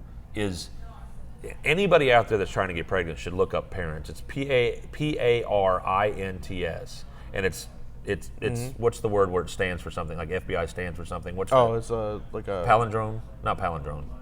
acronym. Acronym. Yeah. So Parents is an acronym for hey guys, it stands for something, but basically they're all nurse practitioners in this practice, and they consult. They have doctors on with consultation, but it's basically amazing women that you go to this office building, and you go in, and their office is like an apartment, and they have it designed like a home. And you go in and you sit down at an actual kitchen table, like a small little dinette, Yeah. and you have a conversation, and they make you feel so comfortable. The reason I'm bringing this up is Now they're like, come in a cup. so yeah, getting to that. So I don't talk about this much about my twins, but my wife and I, for a good 2 or 3 years of the first couple years of our marriage, we wanted to have a baby. My wife, one of her driving goals was to be a mother. That was one of her things. She told me when I asked her what she wanted most, besides me to get off of her, is I want to have children. So she chose to have kids with me, which there's a certain amount of amazingness to that, where a woman actually goes, "You're Yeah. the guy I want to have children with." Yeah. And I think people have kind of lost that thing. Like when you have sex with somebody, you're saying to them, "There's a possibility here. We're going to make something out of this." Yeah. And- Well, it's and- funny that you mentioned this story, and I'm not trying to cut you No, off you're here, good. But, Go ahead. But that's actually the situation that my mom and my dad were actually in. It's that, my mom, she had been dating my dad for like a couple years, I think. And, it wasn't getting like, I mean, it was serious, but they weren't thinking about getting married or anything. My dad was 20 years older than my mom. They met at work, Oh yeah, I'm 12 years older than my wife. And yeah. so my mom, she was like, I'm getting to be that point in my life where, Yeah. I want to have a kid. Like, Yeah. I'm going to go down to the sperm bank and, just have a kid. Yeah. And my dad was like, whoa, I'll help you. Yeah. So, What can I so do? what can I do? I'll help you. And he was like, well, the argument that he had was that, and this is what I've learned from my mom after my dad passed, is that, you go to those places, you don't know what kind of health problems the kid could potentially have, because, I mean, people just walk in off the street to sell that, and they don't really give, like, accurate health, there's only so much they history. can check. Yeah, Yeah, there's yeah, only so much yeah. they can check. Like, what if like there's a history of, I don't know, spinal bifida or something. Yeah, or, exactly. or something that's like something that you can't handle. Well, like you should know. There is a questionnaire they ask people when men go to a sperm bank. There's a questionnaire. Mm-hmm. It's a pretty detailed questionnaire, but it really comes down to the honesty of the individual. Like, Right. have you ever suffered from any of this? Have you ever had this? Mental health. They ask those questions, and then they screen them through that, and they check their background and try to do some family check. But the reason I bring this up is when we talked about the Ten Commandments and honor thy mother and father. What I think is kind of, to me, is lacking in our world right now is kind of the beginning when we used to actually put a lot of value on making children, when it was an actual really special thing. It still is very special, but now it's almost like, what is it's done so much, and then the world is so weird. Like, I actually am fearful for my daughters who are 10 years old. I'm fearful for what world they're coming into, because I've heard several, radio talk show people talk about this, but this generation, the teenagers and the 10, like the 10-year-olds on, well, I should say the 18-year-olds on back is getting screwed. They're talking about like the death of the nuclear family. Well, yeah, the death of nuclear family, but these kids that are coming up now are getting a raw deal. Like, especially, say you're getting out of high school in the next year or two, or during the pandemic or after. Yeah. Your whole life's different now. Like, it's permanently. It doesn't matter what anybody says, and I hate saying new normal, but it's really permanently changed now forever. This COVID, that which transitioned into this god awful thing that happened in Minneapolis, is all this big huge show of, not show, but basically an example of where we err as people and beings, how we screw things up so badly. And I want my daughters to have a better world than what I had, and I don't think we're doing it, are we? I don't think we're leaving a better world. No, it's about to get Walking Dead up in here. Yeah, and that's the thing is that's when you have kids. You don't have kids yet. No, not that I know of. Yeah. I can't help Stud, but make that joke. You stud. I know it's kind of nice. You got any kids? No, that I know of. Because we're talking about Yeah. this conversation. Yeah. But that's what bothers me the most is one of the things that parents are mandated with, if you decide to have a child, is making the world a better place for your children so they can do that again. So we're supposed to be progressing into better. I don't see us doing that. I see us, we're like de-evolving. Yeah. We're not evolving. We're not getting better. Well, we're getting better in some ways. I think we're asking more questions and we're becoming more curious about things that we normally. Well, that always like stems from like the family and the teachings. I think. I feel like if you're worried about it, your kids are going to be fine. But it's the people that don't worry about it. That's where it kind of goes to shit. Yeah, but eventually my kids are going to be out in the world with some kids that weren't taught. Yeah, but then it'll be their job to educate them. Yeah, that's true. So you do your job as a parent. If you're worried about how your kids are going to end up, they're going to be fucking fine. Wow. Because you have the wherewithal to worry. Well, fortunately, my daughters are going to be good because of my wife and I and how we raise our kids. The problem is I have two sons, and one of them is not doing well. One of them is making terrible decisions. I remember you told me about it. Right, he's in prison, jail right now actually, and he's regretful and he wants to get out and do the right thing, but he got out before and went right back to doing it. Recidivism. Yeah, and Nice ride. yeah. I wonder if he's getting paid for that. I've heard about those guys. Yeah. Do they get paid for that? Yeah. I would put a Bud Light sticker on my truck for $400 a month. Fuck yeah. I've seen those ads. I didn't know they were real, but that guy's They got to are be real. getting something. He's got to be getting money for that. Yeah. Why would he have it on there otherwise? It's an advertisement. Yeah. It's a nice car too. That's I a almost Monte Carlo. wonder how you go about like There's places- soliciting that. Yeah, there's places online you can do it, and then I get texts from places. I never want to answer the text because you don't know if it's a scam or not. Exactly. But evidently there's companies online that basically go to bigger companies and say, hey, let us get your logo, and let us subcontract out and find people to drive around with your logo. And then they pay you X amount because that company gets X amount to do it. So it's, man, I'm going to be like a NASCAR driver. I want to have it all over your car? Everywhere on my car. Like, why are you doing that? I get $10,000 a month for putting stickers on my truck. Guess what? I'm going to have stickers on my truck. Hell yeah. But anyway, to get back to it is, the reason I brought that up is I'm always fascinated by how individuals that I don't think you could go up to anybody on this street, anybody anywhere for that matter, and ask them a question like, what is the meaning of life? And It's too long of a conversation to well, have on the street, for sure. it is, but I think we all have our version of what that is, what our answer would be. The problem is nobody knows. Nope. Nobody knows, and that's I think where we have the issue in life, and I know it was with me, is we don't know, so we make up our own stories. We make up what our own purpose is, and that's what bothers me the most is I teach my daughters, and I try to do it with my sons, but my ex and I didn't communicate well, but I try to do it with my daughters is try to teach them the things that I know are important for them in life, right? Do unto others, and be, like Matt said, the 10 Commandments, love. Try to be decent and love each other. But sometimes when you teach that to a child and they grow up, they have this sheltered version of what that is, and then people take advantage of it. And so therein lies another issue, is the fact that when you teach, for example, my mom taught me to never be abusive towards a woman. Right. Which you think would be basic teachings, but it's not. Right. My mom actually verbally said, you will never, ever, if I ever hear about you being abusive. Yeah. My mom had a similar conversation with me. And I think she felt like it was I important. was like because 4. My mom felt like she had been with an abusive guy who basically left her in the 70s with 2 kids and ran off. And I think she was trying to teach her son to be a man that a woman would want. Part of the issue with that is, and we've had conversations about this, she's cried about it, is she made me a rug, if you know what I mean.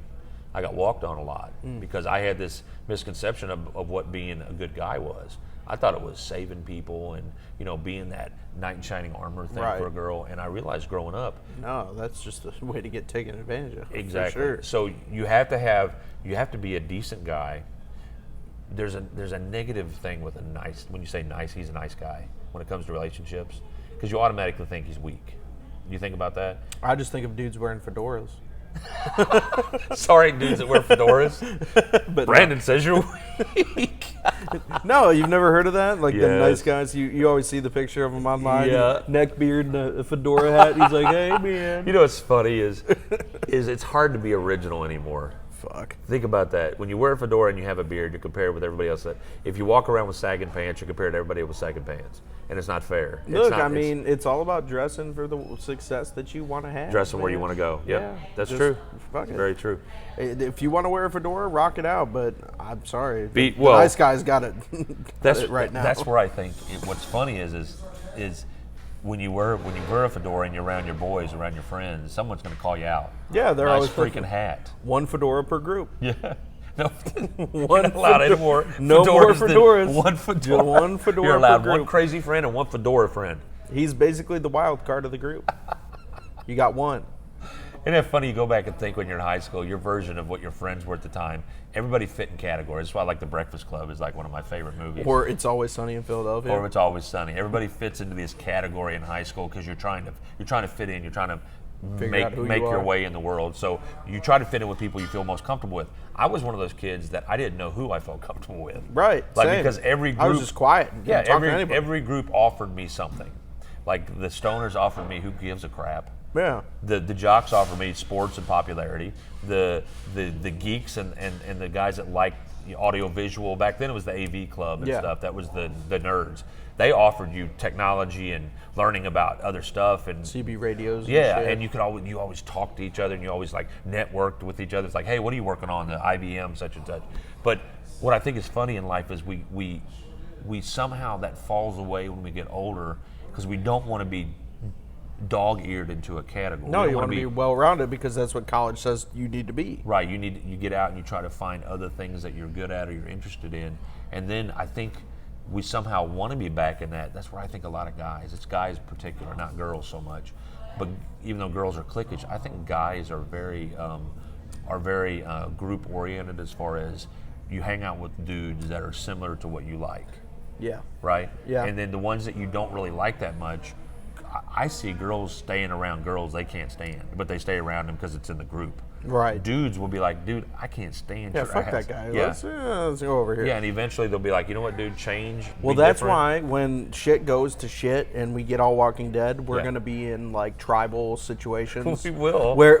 And I know how you feel about government, where it's like there will be no government, Yeah. but everyone will have like a tribe, Uh-huh. and they will elect a leader, Yeah. but it won't be a democracy. It's going to No. be like fucking Walking Dead, and Rick's going to Well- it's going to be a dictatorship. Well, what's going to be funny is there's going to be groups of people that there's going to be different levels of groups. Have You're a gonna council. You're going to have like military type Yeah. groups. You're going to have like the love groups where it's just all about like what it was in Alexandria, where they were just growing crops and then you're going to have some religious zealots. right, and they're gonna take all the teachings of whatever religion they believe in, and they're gonna think that this is the foretold conclusion, and they're the chosen ones. Right, and then you're going to have the trash people. You're gonna have the trash people Who can't speak a fucking sentence. Yeah, you're gonna have the trash people, the scavengers that just run around just taking from everybody.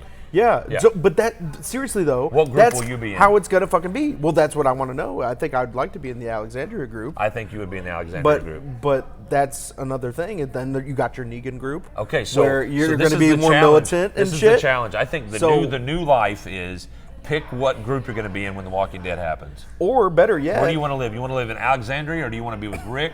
Do you want to be with Negan? Like, Negan was all power and get as much as he could, but there was also a weird balance to Negan because Negan got shit done. he did get shit done, but that's the thing that I think we should all think about. It's like, if you don't, and I'm not trying to get back into politics, but I'm just saying, we haven't talked the politics fucking at all. world is in the shitter, and if you don't pay attention and you don't care, guess what's going to happen? The degradation of everything that you love, and we will be in that situation. If this coronavirus response wasn't what it was, can you imagine if shit got way out of hand and the government like couldn't do anything and they fucking like just completely shut down and everybody just said fuck it, everyone for themselves and ran? And We would be in a Walking Dead situation. you're People ta- would be looting in the streets. There would be people dead, getting Well, hung we're- off the Bill Emerson Bridge. Well, you're seeing that, and then if you Like- look for microcosms. You for, look for toilet paper. Well, you look at small versions of what you're talking about. And Yeah. Seattle was an example of what happens when government kind of decides, you know what, screw it. Nothing we can do. So they let individuals like you and me, people different than us, but basically human beings, take over 6 city blocks I'm just saying. and run police officers. Did you ever think that would happen in this country? No. I mean, back in the civil rights battle, when they were in the streets like heavy, and there was huge battles in the streets, and you're just seeing it on nightly news, like we are now. Even then, they didn't take over city blocks. Now, the Black Panthers would control parts of the city to keep their people safe. Yeah. Right, but this Seattle was not to keep their people No. safe, because who are those? Their people was supposed to be a microcosm of the world, but it wasn't. It was a certain type of people. But I'm just saying, if this shit, I'm talking about coronavirus or some other kind of like pandemic or something like this that like completely shelters everybody. Yep. Eventually, if the government can you imagine? Like every couple of years, the government shuts down because nobody wants to fucking do their job. They don't want to do a budget. Yeah, they don't want to do a So budget. they just keep fighting with you. They're like, screw it. So they like literally stop paying all the government employees. Yeah, they At just- what point do they say, "Fine, fuck you," and walk? I'm going to tell you right now. Like seriously, it's gonna happen at some point. Okay, so I'm going to It's tell gotta. you. Here's my prediction, and I've been pretty accurate in my predictions on things that are going to happen. Like I called out the Bubba Wallace thing. Do I think that was a noose? It looks a lot like a noose, but I don't think people put it there for Bubba Wallace. I think it might have been some guy in NASCAR working with a car, and he thought it'd be funny to put a noose up because there's a lot of that was in NASCAR. Either way. But it wasn't directed. But my whole thing is, the reason I'm bringing this up is I think this is what's going to happen. I honestly think Trump will get reelected. And I think once he gets reelected, the plan to send this into to complete anarchy will be a full-fledged war. I think Seattle will start happening everywhere. You'll start having sections of major towns, major cities, starting to get run over. And of course, the cops only have so many of them, so if there's enough people that do it, you're going to have organized groups like Antifa and even Black Panthers for that matter. You know, Black Panthers were established to keep black people safe. That's why they carried around semi-automatic weapons to protect their men and women. So and their you children. remember in the first Last of Us game, you remember there were certain cities that had those quarantine zones Yes. where basically everybody was on lockdown. They had rations and shit. Right, yeah. So that's what I kind of think is probably would happen first. Is government comes in, tries to get control of something, then of course something bad happens, kind of like in Vietnam with the shooting of the protesters and shit, and then everybody's going to lose all faith with the government, and anarchy, full on guerrilla warfare, killing soldiers in the streets, people fighting each other. And you know over what's gonna shit. be- It's going to be insane. And you know what's going to be weird is the fact that you're not going to be able to tell who the crazy ones are. I know. That's what's everybody even more will be fucked blended up. together. And it's not like a traditional like World War II type situation where it's like I'm wearing green, you're wearing gray. Yeah, no. No. No, it'll be- It's you are gonna fight It'll be against. it'll be like Vietnam when the American soldiers were in Vietnam and they were trying to fight off the northern Vietnamese as opposed to the southern or the east like- or the west.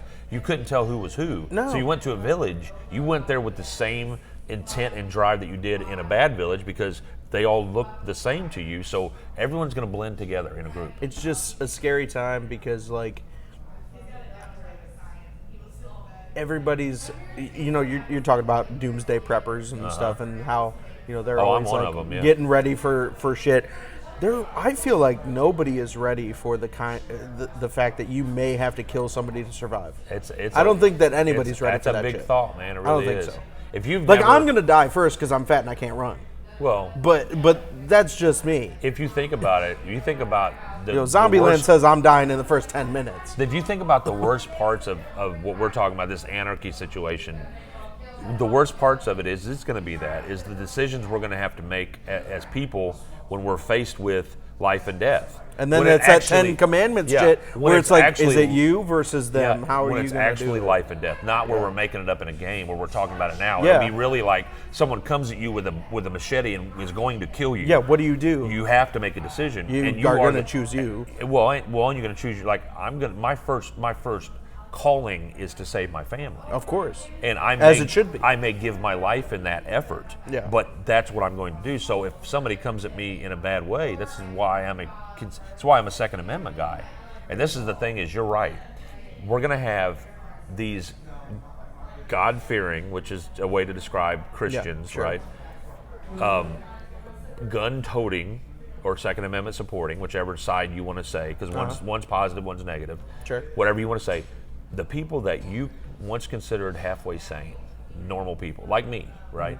I would like to think that I wouldn't run around and just act crazy, but you don't know until you have a purge situation where everything's broken down and says, because then law enforcement, there's not going to be cops to call. There's not going to be any, hey, 911. There's no 911. They will shut it down.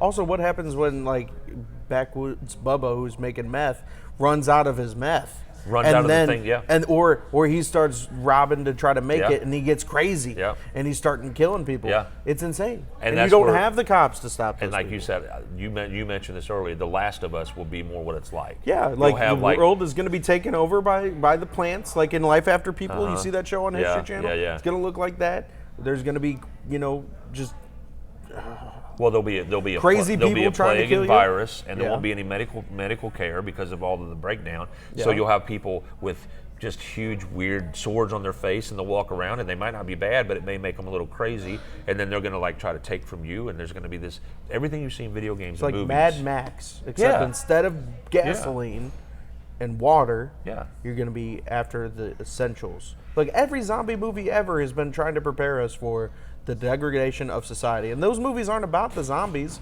The people that you need It's to the worry people. about are the fucking people. Yeah, if you look at Walking Dead, it's at first it was the zombies. Yeah. At first it was we're getting attacked by zombies. Yeah. So everybody was running, trying to figure out what to do. But very quickly, with the first season, second season, it became about other people. Yeah, and remember like what Rick was saying to bring people into this group. It wasn't about, well, how many zombies have you killed? Right. Because he said he's got like 3 questions for him. It's Right. like, number 1, how many walkers have you killed? Right. Number 2, I forget Was the what it one was. where have you ever killed someone? It's- Yeah, that's it's how not- how many people have you Yeah, killed? yeah. And then the third question, I don't think he ever asked them because at that point he knows if they're Yeah. gonna make it or not based Yeah. on how they answer The first two are second the most question. important. The third Yeah. one really was just to have a third. So it's kind of gonna be like that. I fear. well, so so here's I- my question, and this is what I ask everybody, man. That's I'd just- like to think that I'm like mentally ready for that kind of I a don't think situation, anybody is. but I don't think anybody is. The only guys that I think are going to be the most ready are very special forces or trained people that have trained in where you go into places in the world that are broken down and that you have to be cautious about being out at night and where you move and stuff. I think like SEALs and Marine Force Recon and military guys like that, and then some specially trained people that are now training themselves. And so what I was going to say to you is every day I read something, whatever it may be. Every day I try to read at least for an hour a day. And that's one of the things that they always ask billionaires. They always say to them, what is one of your secrets? And they say, well, I read every day. So instead of watching movies and watching TV shows, I will go home. Like tonight, I'll go home and read a little bit. I bought Glenn Beck's new book about arguing with socialists. It's actually really funny. It's not just bickering with socialists. It's about making facts matter more to bring up what socialism does to countries. But anyway, it's interesting. But I'm also reading a thing. I don't know if you're aware of this, but in St. Louis they used to have this thing called the Ville up there. I think so. So the Ville was basically a black community in St. Louis back in like the 20s and 30s, into the 1800s, and it was a white farmer, and he had established a town, and then he opened the town up to desegregation. He basically made deals with black folks and from the church, and it was a whole area of St. Louis, which is I got to think about where the location was, but I have a book at home that my mom had, and she'd gone on a tour or something, and it was called The Ville, and it was not Leonisville or something, but it was the last name of the guy that started. It was a farmer, but it was an example of a almost fully black owned and run community. Not a lot of crime. It was actually a very progressive area. Business, they had lots of successful business owners, and it was a very flourishing. And then of course, government killed it. But my point to that is when and if things go wrong, what are people doing? I know what I do, and like you said, are you prepared? Yeah. I'm prepared supply-wise for about 3 to 6 months. I got enough water and food. I need to get on that shit. And I got enough, and they say, you should have enough supplies for 6 months. Now, 1 month is the bare minimum, and then up to 3 months is like, okay, you're good. Right. But you go up to 6 months, you're really planning on being locked down for a while. And then you're supposed to have bug out bags, which is where you can grab a bag and go if you have to in an event of a huge thing. What we're going to have happen is this is going to be we're already in it, I believe. I'm not saying this is the end of the world for that matter, but I'm just saying I think we're already in the cycle. Yeah. And I think we're at the very beginning of it, and this is the warning for everybody, is look, if you don't have water at your house, because if you don't know this, everybody that works for the city that makes sure you have electricity and water, they won't be working anymore if something kicks off. They won't be allowed to work. There'll only be sections of town that will have power and water. And those sections of town, like you said, those will be preferred areas. Did you ever watch the show The Colony? Yes. I love that show. It was on USA. Oh, that version? Okay, No, I you saw talking about the one where they lived- Discovery Channel. That was my that favorite. Was the they shut shit. that down. They had 2 seasons. Oh of it. man, well you know why they shut it down? No. It got too real. Oh yeah. People started People were snapping out. getting fucked I up. remember that mechanic, Yeah. the muscled up guy in the second season, who ended up they had the attackers that came into the You're like, area. beat the fuck out of that he guy. actually was beating the Well, crap. yeah, because you fucking think that shit is real. Yeah, you it remember in the first season, Mike, he was like the carpenter, Yeah. like the real skinny dude. Yeah. Well, he got real skinny because Yeah. like they weren't fucking eating, Right. Because they didn't have anything to eat. It was so real. Yeah, it was. Oh man, yeah. like they should do that shit again. And remember in the first season when they took their doctor. Oh yeah. They went to Yeah. go scavenge a hospital for supplies. Yep. And they took their doctor. Well, the first one was different than the second. The first season, And they left him. First season was a couple of different groups. The second season was one group. And I then didn't there see was- the second season. Okay, so the second season was one group of people, 12 people, except for the finale. and the 12 people, and then the area around it. There wasn't two groups. Okay. There wasn't like other groups in the game. It was Gotcha. just those people. Okay. And they had people. They had a doctor, a psychologist, a scientist, a teacher, mechanic. There was actually a female, someone that worked on diesels. Like a yoga instructor or something. Yeah, so they had a variety of people. Yeah. And so I actually, in part of my emergency plan, I have people that I'm going to invite to my house if they want to come, and they're going to fill roles within our little coven, if you will, Gotcha. our colony, where somebody's going to do this for teaching the kids, because you have to keep your kids educated, so they have to still learn to read and do math. And then you're going to have someone that's on security, which I put myself on that. And then somebody that's in charge of making sure our supplies are balanced and we know when we're short on something. And those are the things that a lot of people aren't ready for. A lot of people think, okay, it's going to be like one night like the Purge. You just got to Yeah. lock down and be safe. Yeah, no, but it it's is not. This will be a long-term thing. And then the longer it goes, the worse it gets. The longer it goes, they'll have power outages that'll be in the ration power and water. Because it's not just you that's going to be scavenging for No, shit. it's everybody. everybody. Right. So where would you lock down if you could? Yeah. If you had to pick a spot, Yeah. where would you go? I know there's a That you could defend and Right. potentially That create you a could community. survive. And then you know that people will come there and you'll have to vet them and see Yeah. if they can, Yeah. because it's just another mouth to feed. So you got to think about that too. Yeah, it's very What critical. can they contribute? Our humanity really gets tested with that, because you Yeah. think about what would you do if you've got a full group of people. Say you can only handle 8 people, Yeah. and you just got enough for like 3 months for 8 people. And then here comes a pregnant mother Yeah. by herself. Fuck. By herself. Now you don't know if she might have people coming later. You don't know. They could be setting you up. Like in the colony, remember they would send somebody to the gate, Yeah. and it was watching how people did things. Yeah. So then the group could come back later and get inside. That's what happened in the second one. They sent this pregnant lady, pregnant lady up to the gate. Help me. Yeah. And they went out to talk to her. Well, they wanted to help her. One of them, most of the group didn't. Most of the group was like, help her. And two of the guys were like, no. Don't do it. It's a don't test. do it. Yeah. And the group was like, no, we're going to help her. So they did. They brought her in for one night. They gave her food and water. And then they said, I'm sorry, but you're going to have to, we can't keep you here. We don't have enough food. Yeah. So she was like, really? Are you serious? I'm pregnant. And they're like, we're sorry, you got to go. So she left basically being mad. And Yeah. guess what? When she left that night, a group of her group came back. Yeah. Because she had studied the inside of the She of knew the where compound. shit was. Yeah, she knew where the medical was and the food. So this group of 6 men with weapons, and in the TV show, it was like fake. It was Pipes and clubs and shit, pipes, yeah. but they try to make it as realistic. But they came at night, and they had like probably a manual or like a canned alarm on the gate, but they found a weak spot in their entry, and so they got in and they got a lot of their shit. So they woke up the next morning and they had water gone, medical supplies gone. They left them with just barely enough. And the medical tent was the quarantine area. So if you got touched by somebody from the outside, you had to go into quarantine for 14 hours or something. Yeah. So there were 2 or 3 of the critical members that ended up tried to fight off this group because Yeah. they had one group that went in like a forward unit and took a bunch of stuff and then went, and then the second unit was the fighting unit. So they basically it was like old war strategy. You send in an advance unit to kind of see what's going on, Yeah. and while that unit's getting all the stuff secretly, then the unit that's backing them up is the one you got to fight because the other unit's already gone. Yeah. And so that is what people have to think about. And like you said, when you watch a movie where it talks about the apocalypse, or like you ever heard of the movie The Road Yeah. with Viggo Mortensen? Yeah. That's basically the same scenario. If anybody wants to know what it gets like, That's gonna be it. that's going to be it. Like that's gonna be it. You got a dying father with tuberculosis or some other He's got COPD or something. something, and he's dying the whole movie. He's trying to And just they're keep that just kid basically alive. trying to go somewhere warmer near the water. And Wasn't they're- even his kid, right? No, it's his kid. Is it? I didn't think so, it was. So The without book's different, I think.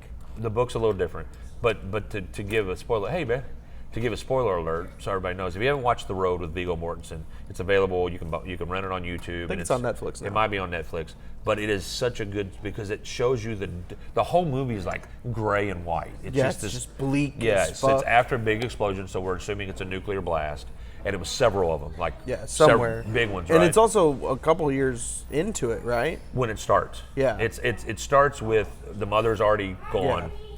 And so the key in the story is that it's a father and his son. And his son was basically the woman, the mom, who's Charlize Theron. She's pregnant. That's and then right. she's so scared, and as soon as she has the baby, she takes off basically. The kid's little. She takes off because she can't do it anymore. She can't live cooped up in the house without. They were both getting skinny. There's no food. How can we feed a baby? Yeah. So she's like, I gotta go. Well, she kisses her kid and leaves, and that shows you the extent of. So man, shows you the extent of how low people can get, where they can leave their children behind and think that this is better for me. And it pushes the limits of what your capabilities are. Some people are just going to lay down and die. Have you ever noticed in 28 Days Later, his mother and dad died in their bed? Yeah, I thought they killed themselves. Yes. Yeah, like taking all those You pills. will have people there'll be mass suicides. There'll be people that will literally just be like, you know what? Nope. No power, no water, no nothing. It's been 3 weeks. I don't have any more food, and they're not going to go out and kill anybody. They don't want to take part in the melee, so they're just going to take a bunch of pills. Or it's easier that way. So you'll have mass suicide. So you will be talking about a wasteland of craziness where you walk. What's up, bro? You walk into you go to your friend's house. You knock on the door. Door opens. You walk in, and they're laying in the living room, and they're just done. And you'll get to the point of depravity in the world where you will not. This is one thing that Rick realized in Walking Dead is you'll realize how low you can go in your own existence, like how far down the rabbit hole you're willing to go to survive. And that's the one thing about it is, if you think about The Walking Dead, is how many times, if that was real, how many times those people or people like that would question their existence? Why are they still here? What's the point anymore? Exactly. Because right now the point is try to raise your family, be productive. And I think that is baseline. You're talking about what are we here to do. Yeah. I think that's probably what it is. I mean, if you want to get down to biology, it is to procreate, to create a good life for yourself, procreate, and keep on. If you look at the animal kingdom, I mean, that's what it is. Animal kingdom, the single most important thing that an animal does is make babies. Yeah. So I assume to continue the species. That would be ours as well. I mean, that's talk about the prime directive. It is. It is That's a to good go. point. It is to Prime directive. to go get some. to procreate and move, or have that genetic legacy.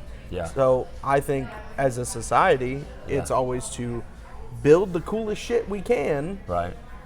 Make ourselves comfortable. Make right? ourselves we always comfortable. Want to be comfortable. Make ourselves comfortable. Yeah. I think after a Walking Dead situation, it's all going to be about who can fucking get air conditioning back. Oh yeah, it'll be Because basics. that'll be it. Remember when they went to Alexandria and he had he had whiskey and they actually had kind of some comforts of home around. Yeah. Like he had whiskey and wine and what was the governor? He had I think he had an air conditioning. Yeah, unit. there was it was like a swamp cooler. Or something. Yeah, they had a generator or something. But Yeah. those little things were like, Yeah. my the God, shit. yeah. And remember in the Book of Eli, that one girl, the blonde girl, she just wanted, or I don't know if she wanted it, but he got her some shampoo. And she was like, oh my God. Yeah, so that was Gary Oldman. Thought that was the shit. Gary Oldman was the bad guy. Yeah. Which he wasn't really a bad guy. He was just an opportunist. Yeah. Well, and this is what you're going to have. He was basically the governor. And you remember in the scene with Denzel Washington is standing out in the road, and there's the girl with the shopping cart, and he goes, I can smell your friends. Yeah. They all used this kind of whatever. Yeah. So they were all hiding to attack him, and he's basically saying, he says, I know they're here. I know what you're doing. And she's like, it wasn't my idea. They made me. And then 5 or 6 guys come out and confront him, and of course he kills them all. Yeah. So get real good with swords. That's what I'll tell people. Machetes. Yeah, because kukris. Bullets will run out eventually, and then all the powerful people have bullets, and the people like you and me will run out, and we'll have to. That's barter. why it's important to get a reload bench, kids. Reload bench and start buying ammo. Yeah, start buying ammo. Well, that's the first thing that's going to if the government kind of knows more than we do about what's going on in the world, and they can kind of forecast this stuff. They have scientists that are paid to do it. They know there's some people in the government. Their sole job is to look at this stuff. Their sole job is to say, okay, this is how close we are to the edge, and so I think when they start telling the government, hey, we're there. That's when you're going to start seeing taxes on bullets and guns and food and water. And, it's all going to be. As soon as you see that, you're going to be like, oh, fuck. Yeah, and then Let's go. Well, then it's too late. Yeah, then it's too late. So that's why I tell people now. This is what my message. When I did my online radio blog, when I used to talk to people, and I did a 3-hour episode on survival and preparing and stuff, and it was one of my most listened to because people were fascinated by the fact that they hadn't thought about some of these things. They hadn't thought about all the little things like educating their children. It's so important. And to have games available. One of the worst things, and soldiers will tell people this, one of the worst things that happens in battle and being in the military is boredom. Boredom kills people. It makes people do crazy shit. So if you have children, you got to have something to occupy kids because occupied kids stay busy and they don't get as cranky and they don't get as loud and rambunctious. One of the important things that's going to happen is if you ever watched any kind of in-the-world scenario movie or any kind of anything, an example of life after Earth, there's always quiet times when they stay out of they don't go outside. Even the animals kind of hunker down somewhere and everything's peaceful and anything that's out is bad. If you look at any movie that talks about the end of the world, nighttime is bad time. You can't see as much and then you can't prepare as much. That's why you hunker down and you stay in at night. You lock your doors and you stay in. And so I think there's a lot of people, like you said, that aren't prepared, and what's going to happen is it's when it starts to go into that steamroll, because it'll go fast. Yeah. People are going to be like, oh God, I gotta go and get this, and then toilet paper won't matter. You have people Hoard wipe, it like it's gold because it is. but in some countries, people use their hands to wipe their ass. Fuck that. They do. That's why in which gross. country is it? Afghanistan. One country you're not supposed to shake with one of your hands because that's your wiping hand. Yeah, your left or right. Is it Afghanistan? I don't want to miscall anything. That's what There's one. I was told. I believe there's- that's true. I think it may be Middle Eastern, but I'm not sure. It doesn't really matter. But there's a culture out there that they do not shake with their left or their right hand because that is the wiping hand. Gross. Yeah, but there's not toilet paper, and if there were, the sewers can't handle it. Well, they don't have sewers. Well, they don't. They don't, and even if they do, it's in the street. It's a gully in the street that runs into a big, huge place where people try to get water out of. It's that's what I'm saying is people in this country in general are super entitled, and people in this country are at a point where they have to start appreciating the things that we do have in this country. Like doing this, there are people in this world that could never imagine sitting in front of an iPad that's worth $500 with the lights worth $200 a piece and going, let's talk about the world.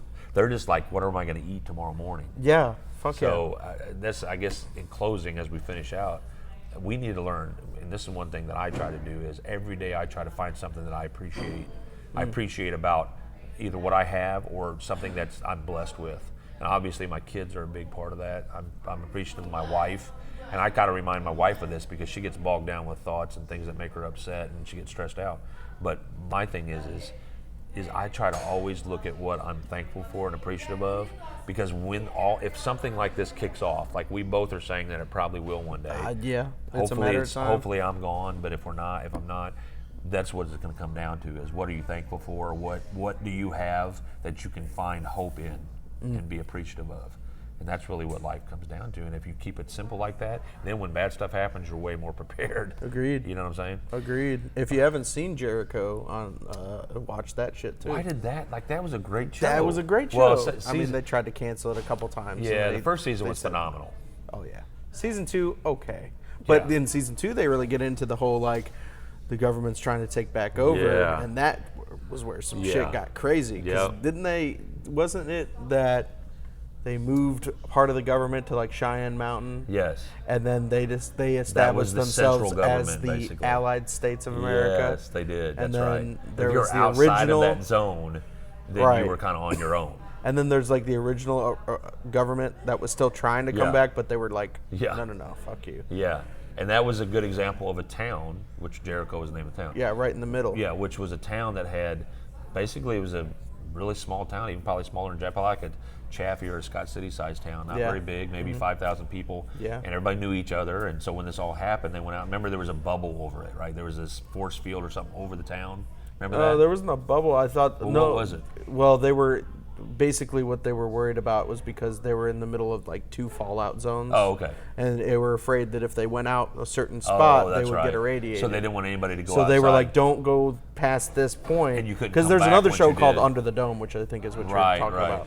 But in Jericho, if you left the city limits, you couldn't come back, right? Well, they were afraid that you were going to get either taken by one of the neighboring towns or okay. you were going to be irradiated, and Gotcha. they didn't want to have radiation because they didn't have Right. any way to fight it off. So, because I remember immediately after there was like a rain, Yeah. like after the nuke went off, Yeah, and yeah. everybody was like, "Don't be outside," Right. Because they were afraid of the fallout from the rain, But it yeah. turned out that they were far enough, I Yeah. guess, that it Yeah. wasn't a big deal. But that show, Yeah. boy.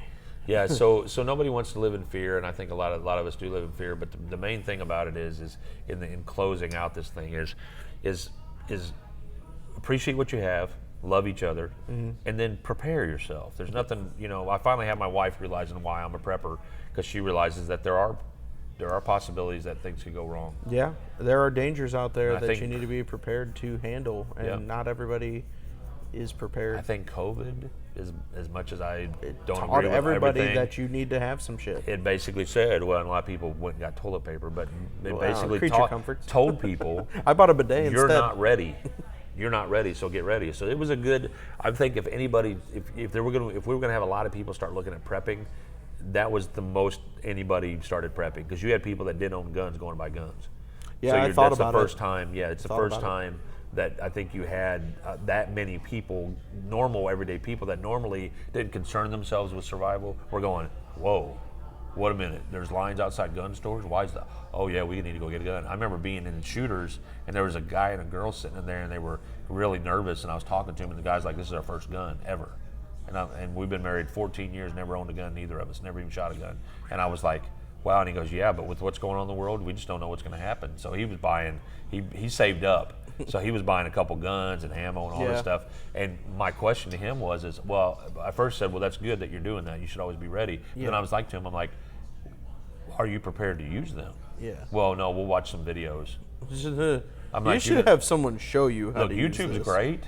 YouTube's great. You can learn a lot, but you need to get out there and do it. Yeah, you need to. Because you're never going to be prepared for that kickback ever. No, and you got to clean the weapons, and if you don't know how to take them apart, I mean, I have a field stripping guide for my AR because I know how to take them apart, but it's the putting back together that I'm concerned about. Well, there's a lot of moving parts. Well, and then you got to scrape some of the stuff inside because the black powder builds up, and if you don't, it won't fire correctly. And so that's the stuff that a lot of people, when they buy a gun, they don't think of. There's maintenance and cleaning. And well, then they should get a 38 and call it good. 38s are always easy because you don't need anything for that. All you got to do is get into cylinders basically in the barrel. That's it. It's that's so it. Easy to a take 38 or a 12 gauge shotgun, but even that you should probably take care of. Well, you I'm should. Just saying. But that's why you see in a lot of survival shows where like Rick had that big revolver. That was because it's easy. Yeah. So you got a 357. Yeah. Or was it a Smith & Wesson 500? I can't remember. I think it was a 44. It was a big long. Oh, that's right. It was a 44 Magnum. That's right. Which was funny because he was a sheriff in that town, and he carried a 44 Magnum. I always thought that was ironic that was his gun of choice, considering the fact that he probably never find ammo ever. Well, that's probably why he carried it, because he never had to use it. So why not have a cool gun? Didn't he lose it after a certain amount of time? Yeah, he didn't have it after a while. Yeah. I think it was like he was just holstered for a while. Remember, he lost his gun. I don't remember which season he lost his gun. Well, but somebody took it from Negan him. took it. Oh, that's who took it? And I don't think he ever got it back. No, I don't think he did either. I don't think But so. remember, he still had the holster, but he had no gun. Remember that? I it was remember like a he had message from the producers. He also had that red machete. You remember that? Yeah. Do you remember when he told that one dude that he was going to kill him with it? He's like, I'm going to kill you with that red machete. And then like 2 episodes later, he fucking killed him with the red machete. I think you make quick decisions in that situation where that was so badass. You mark somebody and you're like, listen, I'm going to tell you one time, don't do that. And then they do it again, you're like, okay, I'm not telling you again. No, that's it, you're done. Because there is no law and order. It's what you establish. But that's what I'm saying. Like, at that point, do you think that anyone can make that call? Not just anyone. We're going to have to rally behind leaders. And I know that as much as you hate socialism, it's probably going to happen in those groups. There will be no choice. I know, there's no choice. There's no choice. Well, because paper money and gold won't matter. Exactly. It'll come down to bartering. Wait, I want to get this on camera one time. Yeah. Do you think in that case, in that situation, that socialism can work? If it's that kind of situation. Well, to answer your question, if you're talking about the modern form of what they're saying socialism is. I'm talking about in that tribal sense. If you're talking about a utopian version of where we're taking care of each other. I mean, like in The Walking Dead, like Alexandria, do you think that would happen? You know what socialism is. I'm just talking about like. If you're talking about the form of where we are community and we take care of each other, that's not really socialism though. Well, what is it then? What would you call it? That is communal sharing. That's when we get together. Be like just a commune. Yeah, but there won't be any politics. It'll be basically us taking care of each other. It's there's never politics when there's zombies coming. But when socialism, you've got a something in charge of people, and that charge basically decides who gets what, and the community as a whole. In this one, and I guess in a way that's a piece of socialism. Obviously, But the community as a whole decides everybody gets what we have. Nobody gets more. Now, if you have a baby, you have to be able to feed your baby, so you might get more of something. Sure. But that's where everybody's like, okay, what makes sense here? The problem is as we saw in Alexandria, we had the guy that was the governor or the mayor of Alexandria that was the little snitchy guy that used to be in charge, and then he didn't. Are you talking about Eye Patch guy? No, that's the governor. Oh, I'm talking about the guy at Alexandria. Oh, the real wormy dude that was always turning people in and like trying to report them to the saviors. He was always reporting. Yeah, So he was a mayor that lost power. That's what you're going to have. You're going to have people that think they should be in charge, who aren't really leaders, and that will be exposed, and their soft underbelly will show. That's why the guys like the governor and Negan were able to rise up to the position they were in, because they were true leaders, whether good or bad. Right. So anyway, It was a good conversation. it was, man. I liked it. So you've been watching Session Stream live from Shaker's Bar downtown Cape. As we embark on a new format for the show, we're still going to cover important topics. So I have a bunch on my phone. We'll work on some next week. And appreciate Brandon coming in, because I know you work here on Wednesday nights to help out with karaoke. You're actually phenomenal at it, by the way. Thank you, man. I people appreciate love that. it. People love it. Appreciate it. And there's not a lot of people that I like to hear on the mic, but I actually enjoy it because you're funny. Thanks, man. Yeah, you get to have fun with people. So anyway, Appreciate it. this is Sessions. Come down and you can join us every Thursday down here, or have a drink with Megan behind the bar, or you can watch us live on show. Don't forget, tomorrow night we have the local artist showcase, which is a bunch of the open mic guys and girls that are coming out to perform for everybody. And it'll be a nice way for you to get to see some local music after all of the COVID stuff, and kind of get out and share a little time. And so we invite you to come down for that. And then we've got some stuff in July and August coming up. August is filled with stuff. I'm working on an Illusions drag show where it's all drags that act like other people. So we got a Reba and a Adele and several different ones called the Illusions. But anyway, that's all coming up. So join us next week on Thursday from 8 to 10. If you have any questions or comments, you can always send it to the Shakers page. But till then, be safe and love each other. Peace.